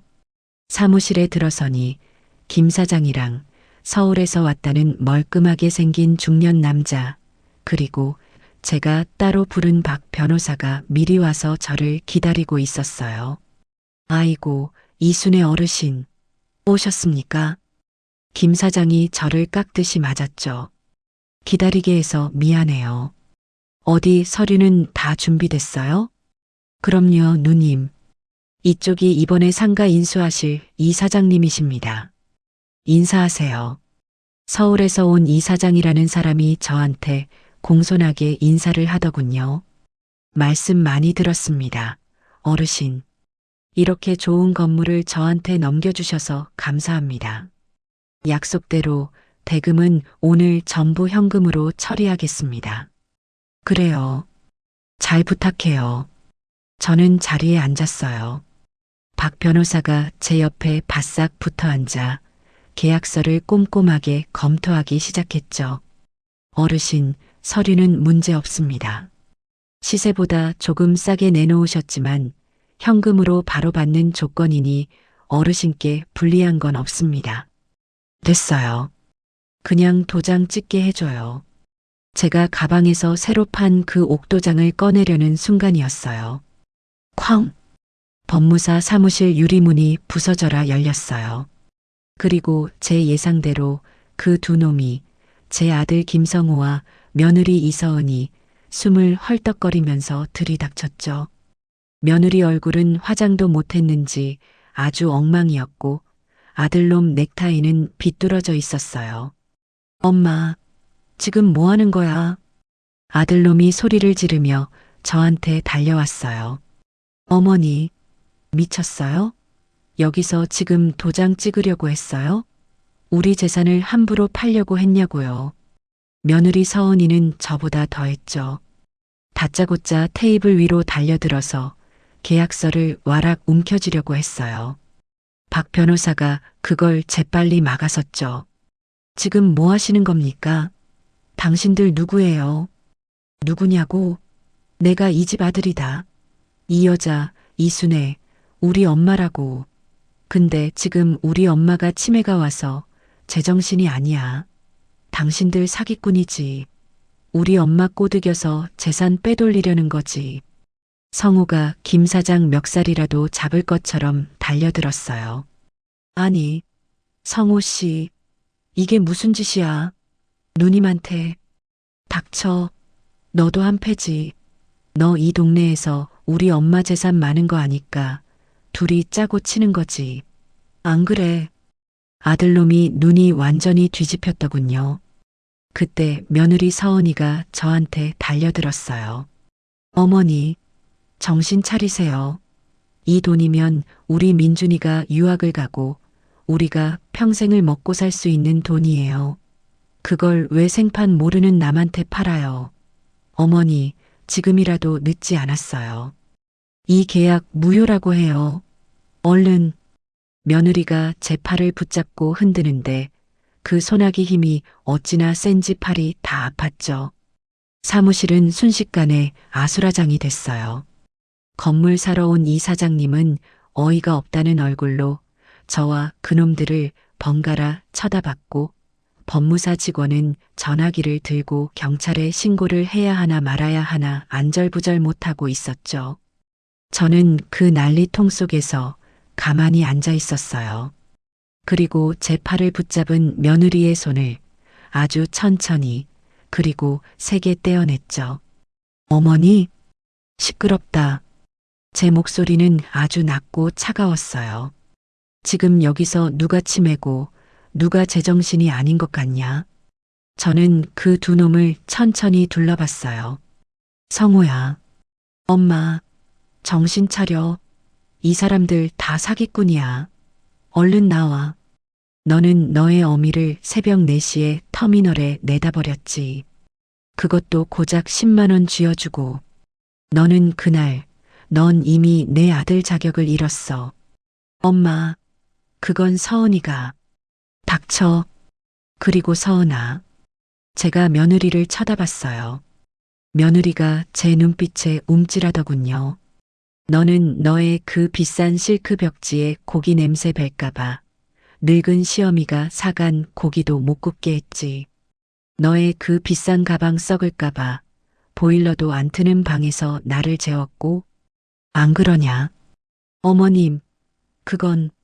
그런데 지금 너희는 뭐가 그렇게 급해서 여기까지 쫓아왔어? 아, 알겠다. 저는 고개를 끄덕였어요. 너희 밥줄이 타는 냄새가 나니까. 너희가 평생 빨아먹고 살아야 할 내 재산이 날아갈까봐 그 냄새 맡고 똥개처럼 달려온 거구나. 안 그래? 뭐, 똥개? 어머니, 말 다 했어요. 며느리가 저한테 악을 쓰려고 했죠. 저는 그 말을 가로챘어요. 박 변호사님, 네 어르신. 지금 저 두 사람이 제정신 아닌 사람처럼 여기서 행패 부리는 거 똑똑히 보셨죠? 녹음은 잘 되고 있죠? 박 변호사가 조용히 웃으며 자기 양복상의 주머니를 툭툭 쳤어요. 그럼요, 어르신. 저분들 목소리 아주 생생하게 잘 담기고 있습니다. 침에 운운하는 소리까지 전부요. 그 말에 아들놈과 며느리의 얼굴이 하얗게 질렸어요. 뭐, 녹음? 그래, 녹음이다. 너희가 나중에 내가 치매였다느니, 심신미약이었다느니, 그따위 헛소리로 이 계약 무효 소송 낼까봐 내가 다 준비했지. 저는 가방에서 제 옥도장을 꺼냈어요. 그리고 계약서 위에 올려놨죠. 김 사장, 이 사장님, 놀라게 해서 미안해요. 저것들, 이제 제 자식 아니에요. 그냥 길 가다 만난 빚쟁이보다 못한 놈들이죠. 계약 계속합시다. 엄마, 안 돼. 엄마, 제발. 아들놈이 그제야 제 앞에 무릎을 꿇었어요. 엄마, 내가 잘못했어. 내가 정말 죽을 죄를 지었어. 응? 엄마, 제발 이것만은, 이 건물만은 팔지 마. 이거 팔면 우리 뭐 먹고 살아? 응? 뭐 먹고 사냐고? 너희 두 팔 두 다리 멀쩡하잖냐? 나한테 기생할 생각 말고 너희 힘으로 벌어서 살아. 내가 평생 너희를 그렇게 가르쳤는데 헛배웠지. 어머니, 제가 다 잘못했어요. 제가 그때 새벽에 미쳤었나 봐요. 어머니, 다시는 안 그럴게요. 저희 집으로 다시 모실게요. 네, 제발. 며느리까지 제 발밑에 와서 무릎을 꿇고 울고불고 난리를 쳤어요. 참 가관이었죠. 저는 그 두 놈을 내려다봤어요. 늦었다. 엄마, 너희가 나를 터미널에 버린 그날, 너희가 내 재산을 너희 것이라고 말한 그 순간 모든 게 끝났어. 너희가 나한테 빌어야 할 건 용서가 아니라 너희가 앞으로 살아갈 날들이겠지. 저는 박 변호사를 쳐다봤어요. 변호사님, 아까 말씀드린 공증 서류도 지금 같이 처리하죠. 네, 어르신. 준비해놨습니다. 박 변호사가 다른 서류 뭉치를 꺼냈어요. 이건 뭐예요? 아들놈이 그걸 보고 물었죠. 유언 공증서다. 유언? 그래. 내 모든 재산을 사회에 환원하고 내 자식 김성우와 며느리 이서은에게는 단 10원 한 푼도 물려주지 않겠다는 내 마지막 유언장이다. 엄마, 그게 무슨 말이야? 엄마, 시끄럽다. 저는 도장 뚜껑을 열었어요. 그리고 계약서에 찍었죠. 꽝. 아주 선명하게 찍혔어요. 자, 이 사장님. 계약 끝났네요. 이제 이 건물, 이 사장님 겁니다. 아, 네. 감사합니다, 어르신. 그리고 박 변호사님. 여기도요. 저는 유언 공증서에도 똑같이 도장을 찍었어요. 아들놈과 며느리는 그 자리에 망연자실해서 주저앉아 있었죠. 김 사장, 저 두 사람 여기 못 들어오게 해요. 업무방해로 신고하시고요. 나는 이제 볼일 다 봤으니 그만 가볼게요. 저는 가방을 챙겨 들고 일어섰어요. 엄마, 엄마, 이럴 순 없어. 엄마, 어머니, 안 돼요. 두 놈이 제 다리를 붙잡고 늘어졌지만 저는 그냥 그 손을 뿌리치고 사무실을 나왔어요. 밖으로 나오니 가을 하늘이 어찌나 높고 푸르던지 속이 다 시원했어요. 법무사 사무실에서 그 난리를 치고 나오는데 온몸에 힘이 쫙 빠지는 것 같았어요. 하지만 마음은 이상하게 날아갈 듯 가벼웠죠. 평생 저를 짓누르던 무거운 짐을 드디어 내려놓은 기분이었어요. 아들놈과 며느리가 뒤에서 엄마, 어머니 하고 울부짖는 소리가 들렸지만 저는 단 한 번도 뒤돌아보지 않았어요. 다음 날 제 통장으로 상가 건물을 판 돈이 고스란히 들어왔어요. 제가 평생 만져본 적 없는 그야말로 억소리 나는 돈이었죠. 며칠 뒤에는 최서방한테 넘긴 땅값을 제외한 나머지 땅들도 전부 팔려서 돈이 들어왔고요. 저는 은행 문이 열리자마자 읍내에서 제일 큰 은행의 VIP실로 갔어요. 제가 평생 문턱도 못 넘어봤던 곳이었죠. 은행 지점장이라는 사람이 버선발로 뛰어나와 저를 맞이하더군요. 아이고, 이순애 고객님, 어서 오십시오. 말씀 많이 들었습니다. 저는 그 사람들이 내주는 따뜻한 차를 마시며 제 통장을 내밀었어요. 이거요. 이 돈 좀 안전하게 굴려주세요. 나는 이제 아무것도 하기 싫고 그냥 이자나 받으면서 편하게 살고 싶어요. 그럼요, 고객님. 저희가 아주 안전하고 이율 좋은 상품으로. 됐고요. 나는 그런 거 머리 아파서 몰라요.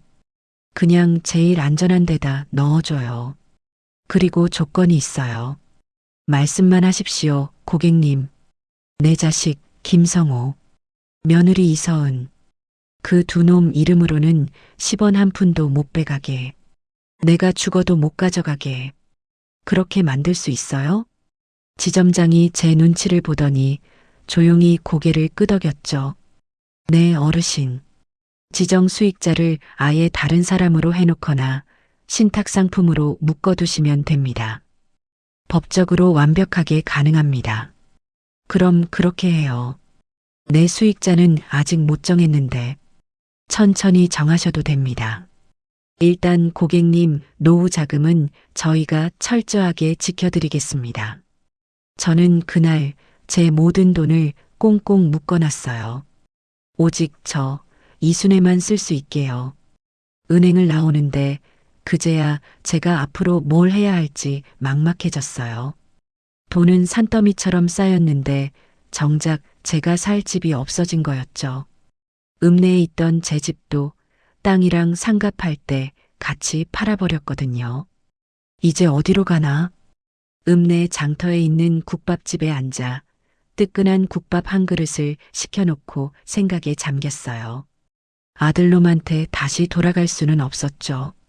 그놈들이 저한테 한 짓을 생각하면 이제 얼굴도 보고 싶지 않았어요. 그렇다고 이 좁은 읍내에서 혼자 살자니 그것도 싫었어요. 아들놈이랑 며느리가 또 언제 쫓아와서 돈 달라고 행패를 부릴지 몰랐으니까요. 아이고 할머니, 혼자 오셨어요? 무슨 걱정 있으신가 봐. 국밥이 다 식겠네. 국밥집 사장님이 저한테 말을 걸었어요. 사장님, 나 돈은 많은데 갈 데가 없네. 어디가 좋을까? 에이 할머니, 돈 많으면 뭐가 걱정이에요. 요즘 세상에 돈 많은 노인네들이 제일 살기 좋은 데가 따로 있다던데. 그런 데가 어딘데요? 그 외 텔레비전에 나오는 거 있잖아요. 실버타운인가 뭔가. 밥도 다 해주고 청소도 해주고 아프면 의사도 와주고 돈만 있으면 거기가 천국이라던데. 실버타운. 그 말이 제 귀에 쏙 들어왔어요. 저는 그날 국밥을 먹는 둥 마는 둥 하고 집에 돌아와서 밤새도록 인터넷을 뒤졌어요. 아니, 제가 뭘 알겠어요. 읍내 PC방에 가서 젊은 총각한테 돈 10,000원 쥐어주고 물어봤죠. 총각, 나 돈 좀 있는데 늙은이 혼자 살기 제일 좋은 데가 어디요? 그 총각이 실버타운이라는 걸 찾아서 보여주는데 아주 눈이 휘둥그레졌어요. 무슨 호텔처럼 삐까뻔쩍하더군요. 안에 수영장도 있고 골프장도 있고 식당도 한식, 중식, 양식 다 있었어요. 총각, 여기는 새벽에 화장실 물소리 내도 괜찮은가? 네. 할머니, 그게 무슨 말씀이세요? 당연하죠. 여기서는 밥 먹을 때 고기 구워도 냄새 밴다고 타박 안 하나? 에이 할머니, 농담도.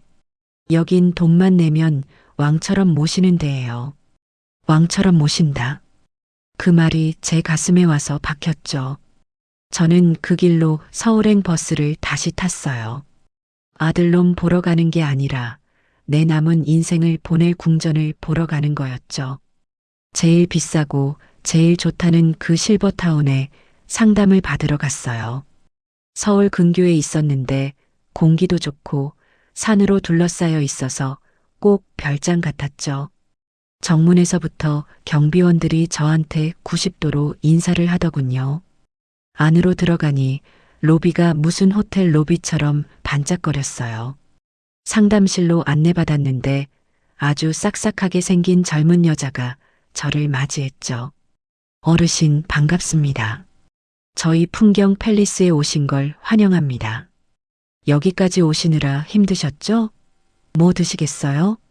커피? 아니면 따뜻한 대추차? 며느리 서은이가 저한테 손님용 컵을 내밀던 것과는 차원이 달랐어요. 됐어요. 나 집 보러 왔어요. 여기서 제일 좋고, 제일 넓고, 제일 비싼 방. 그걸로 보여줘요. 제 말에 상담 직원의 눈이 반짝이더군요. 네, 어르신. 마침 제일 좋은 펜트하우스 자리가 하나 나왔습니다. 이쪽으로 오시죠. 저는 그 직원을 따라서 집을 구경했어요. 세상에, 세상에. 제가 아들놈이랑 며느리한테 쫓겨났던 그 좁고 냄새나던 옷방과는 비교도 안 됐죠. 거실이 웬만한 집 안방보다 넓었고 창밖으로는 산이 한눈에 다 보였어요. 침실도 2개나 있었고 화장실도 2개였죠. 어르신, 이 방은 특히 저희가 자랑하는 효도방입니다. 자제분들이 오시면 주무실 수 있게. 됐어요. 자식들 올 일 없어요. 이 방은 내가 그냥 창고로 쓰면 되겠네. 그리고 화장실을 봤어요. 어르신, 저희는 어르신들 편의를 위해서 모든 변기에 자동 물내림 기능을 설치했습니다. 일어나시면 알아서 물이 내려가죠. 소리도 아주 조용합니다. 그래요? 그럼 내가 새벽 4시에 물을 내려도 아무도 뭐라고 안 하겠네. 네. 어르신. 농담도 잘하시네요. 그럼요. 24시간 언제든 편하게 쓰셔야죠. 저는 그 자리에 멈춰 섰어요. 여기, 이 집으로 하겠어요. 네. 어르신, 정말이십니까? 여기가 보증금이랑 월세가 좀. 그게 얼마인데요? 직원이 조심스럽게 금액을 말하더군요. 제가 읍내에 가지고 있던 상가 건물 한 채 값이었어요. 지금 당장 계약하죠. 보증금이랑 월세 10년치 한꺼번에 낼게요. 현금으로. 네. 10년치를요? 직원이 너무 놀라서 입을 다물지 못했어요. 저는 그날 제 남은 인생을 보낼 궁전을 계약했어요. 보증금과 10년치 월세를 한꺼번에 제 통장에서 바로 이체해버렸죠. 계약서를 쓰는데 손이 하나도 떨리지 않았어요. 오히려 평생 이렇게 속 시원하게 돈을 써본 적이 있었나 싶었죠. 어르신, 입주는 다음 주부터 바로 가능하십니다. 저희가 짐도 다 옮겨드리고. 됐어요. 나 짐 없어요. 그냥 이 몸뚱이 하나만 들어가면 돼요. 저는 그 삐까번쩍한 실버타운을 나오는데 정말 세상을 다 가진 기분이었어요. 하지만 아직 할 일이 남아 있었죠. 저한테는 여전히 돈이 너무 많이 남아 있었거든요. 이 돈을 다 싸들고 저 세상에 갈 수도 없는 노릇이었고요. 저는 며칠 뒤 제 고향 집에, 아니, 이제는 남의 집이 된 그 집터 근처에 있는 초등학교를 찾아갔어요. 제가 어릴 때 다녔던 아주 작고 낡은 학교였죠. 교장실 문을 두드리고 들어갔어요. 누구신지? 나 이 학교 23회 졸업생 이순애예요. 저는 교장 선생님 앞에 은행에서 끊어온 수표 한 장을 내밀었어요. 교장 선생님, 내가 이 학교에 장학금 좀 내고 싶은데. 교장 선생님이 수표에 찍힌 0의 개수를 보고 의자에서 벌떡 일어나더군요. 어르신, 이게 지금 이게 시끄러워요. 그냥 받아요. 대신 조건이 있어요. 네, 말씀만 하십시오. 이걸로 이순의 장학금이라는 걸 하나 만들어요. 그리고 이 장학금은 공부 잘하는 애들 주는 거 아니에요. 네, 그럼 나처럼 밥 굶고 돈 없어서 학교 못 다닐 것 같은 애들, 부모 복지지리도 없어서 자기 힘으로 커야 하는 애들. 그런 애들한테만 줘요. 그리고 절대 내 자식 김성호나 며느리 이서은한테는 이 사실을 알리면 안 돼요. 어르신 정말. 교장 선생님이 제 손을 잡고 울더군요. 저는 그날 제 평생 모은 재산의 절반을 그렇게 이름도 모를 내 고향 후배들을 위해 내놓았어요. 아들놈한테 1억 뜯길 때는 그렇게 아깝고 속이 쓰렸는데 이 돈은 하나도 아깝지가 않았어요. 오히려 제 인생에서 제일 잘한 일 같았죠.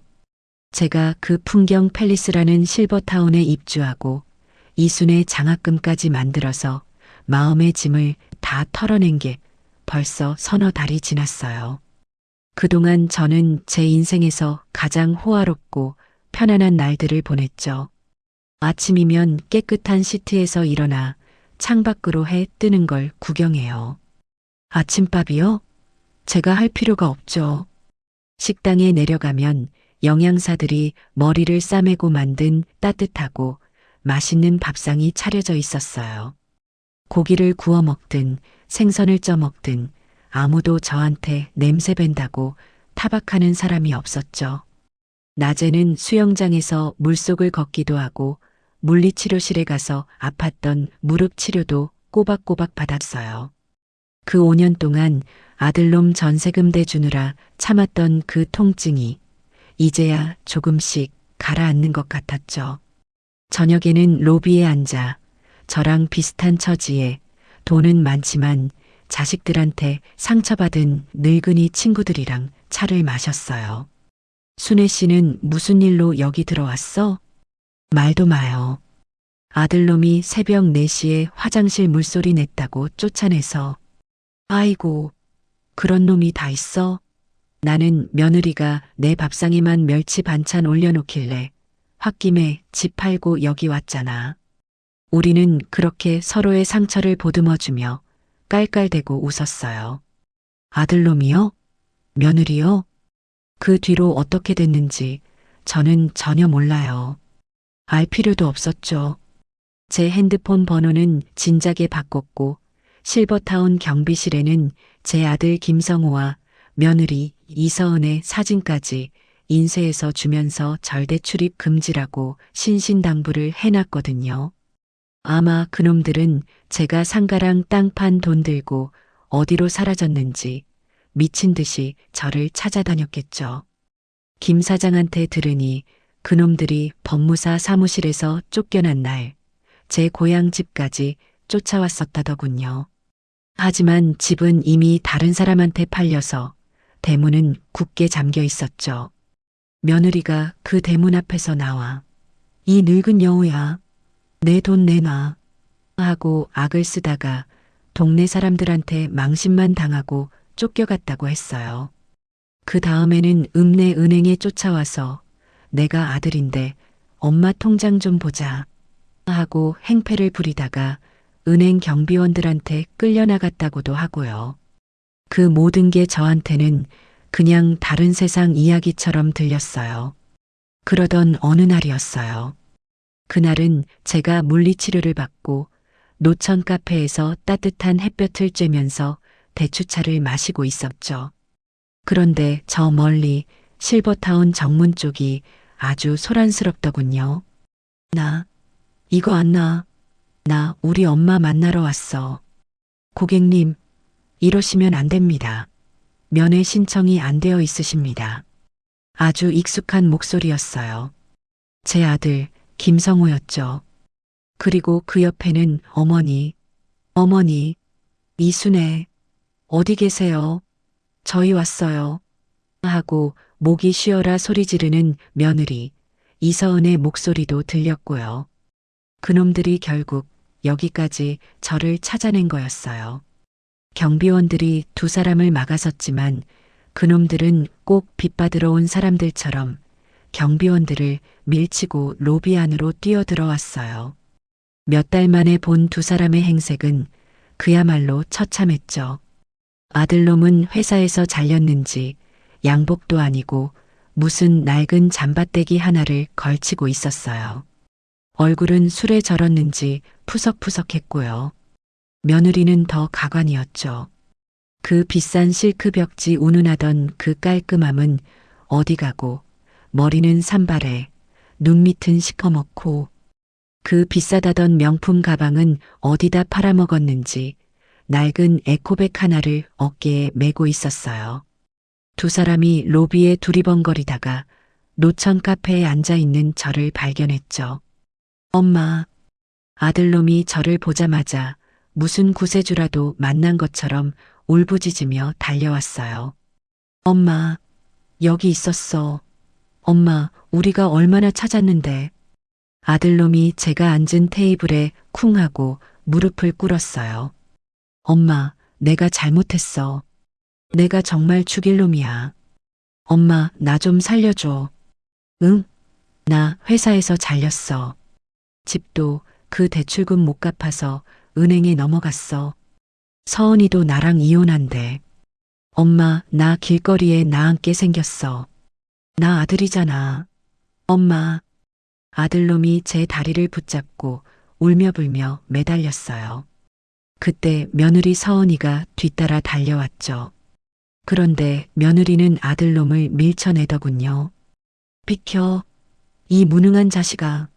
너는 이제 끝났어. 그러더니 며느리가 제 앞에 철퍼덕 주저앉았어요. 어머니, 저 인간이랑 저랑 이혼할 거예요. 어머니, 저 인간이 저 몰래 어머니 상가 담보로 사업한다고 또 빚을 냈더라고요. 어머니 재산만 믿고 저 인간 때문에 제 인생까지 망쳤어요. 어머니, 저 어머니가 주신 10만 원 아직도 갖고 있어요. 어머니, 제가 잘못했어요. 제가 그때 새벽에 미쳤었나 봐요. 어머니, 저 위자료 받아야 해요. 저 인간한테는 10원 한 푼도 못 받아요. 어머니가 주셔야 해요. 어머니가 저 불쌍한 며느리 위자료 좀 주세요. 네.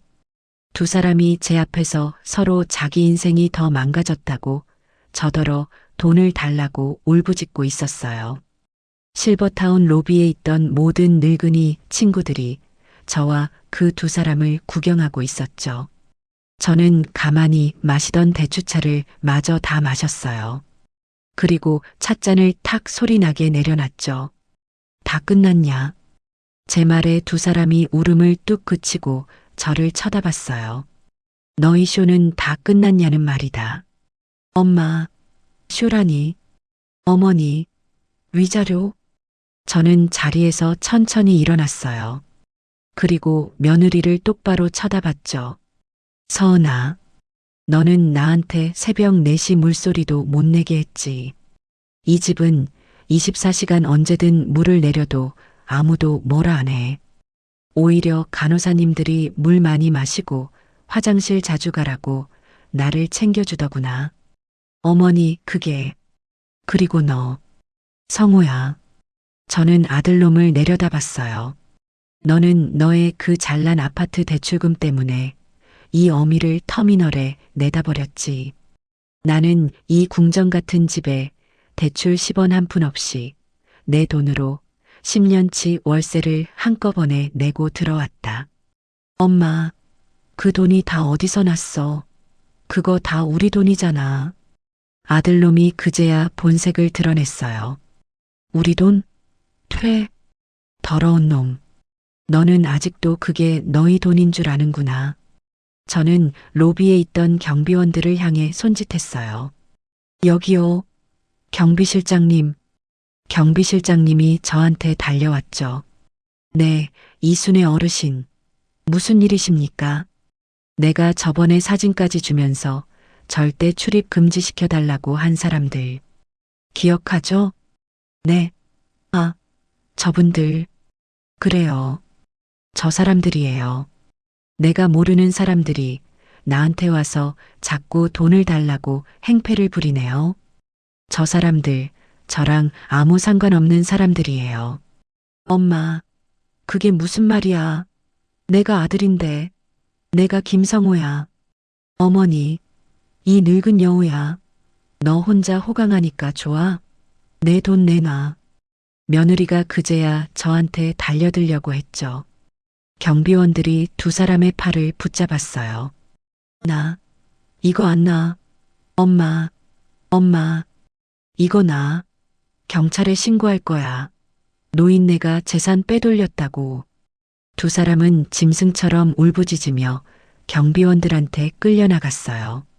로비에 있던 늙은이 친구들이 그 모습을 보며 혀를 쯧쯧 차더군요. 아이고, 순애 씨. 고생 많았네. 저런 것들이 자식이라고. 그러게 말이야. 아주 싹수가 노랗다 못해 썩어 문드러졌네. 저는 아무 말도 하지 않았어요. 그저 두 사람이 질질 끌려나간 그 유리문을 한참 동안 바라봤죠. 그래, 이제 정말 다 끝났다. 저는 그 소란에도 불구하고 아주 깨끗하게 닦인 유리창 너머로 보이는 파란 가을 하늘을 봤어요. 제 남은 인생도 저 하늘처럼 저렇게 맑고 깨끗하기를 바랐죠. 저는 뒤도 돌아보지 않고 제 방으로 향했어요. 저녁에는 친구들이랑 제일 비싼 스테이크를 썰기로 약속했거든요. 제가 한 일이 정말 잘한 일이 맞죠? 자고로 피는 물보다 진하다고들 하는데 저는 그 물보다 못한 피부치 인연을 제 손으로 끊어낸 거잖아요. 여러분이라면, 만약 여러분이 저였다면 이런 상황에서 어떻게 하셨을 것 같아요? 저한테는 새벽 4시에 그 물소리 한번 참으라고 하더니 자기들 인생은 저한테 통째로 맡기려던 그 뻔뻔한 낯짝들을. 여러분도 저처럼 속 시원하다고 생각하시는지 여러분의 귀한 의견을 꼭 좀 들려주세요. 저한테는 그 한마디 한마디가 정말 큰 힘이 될 것 같거든요.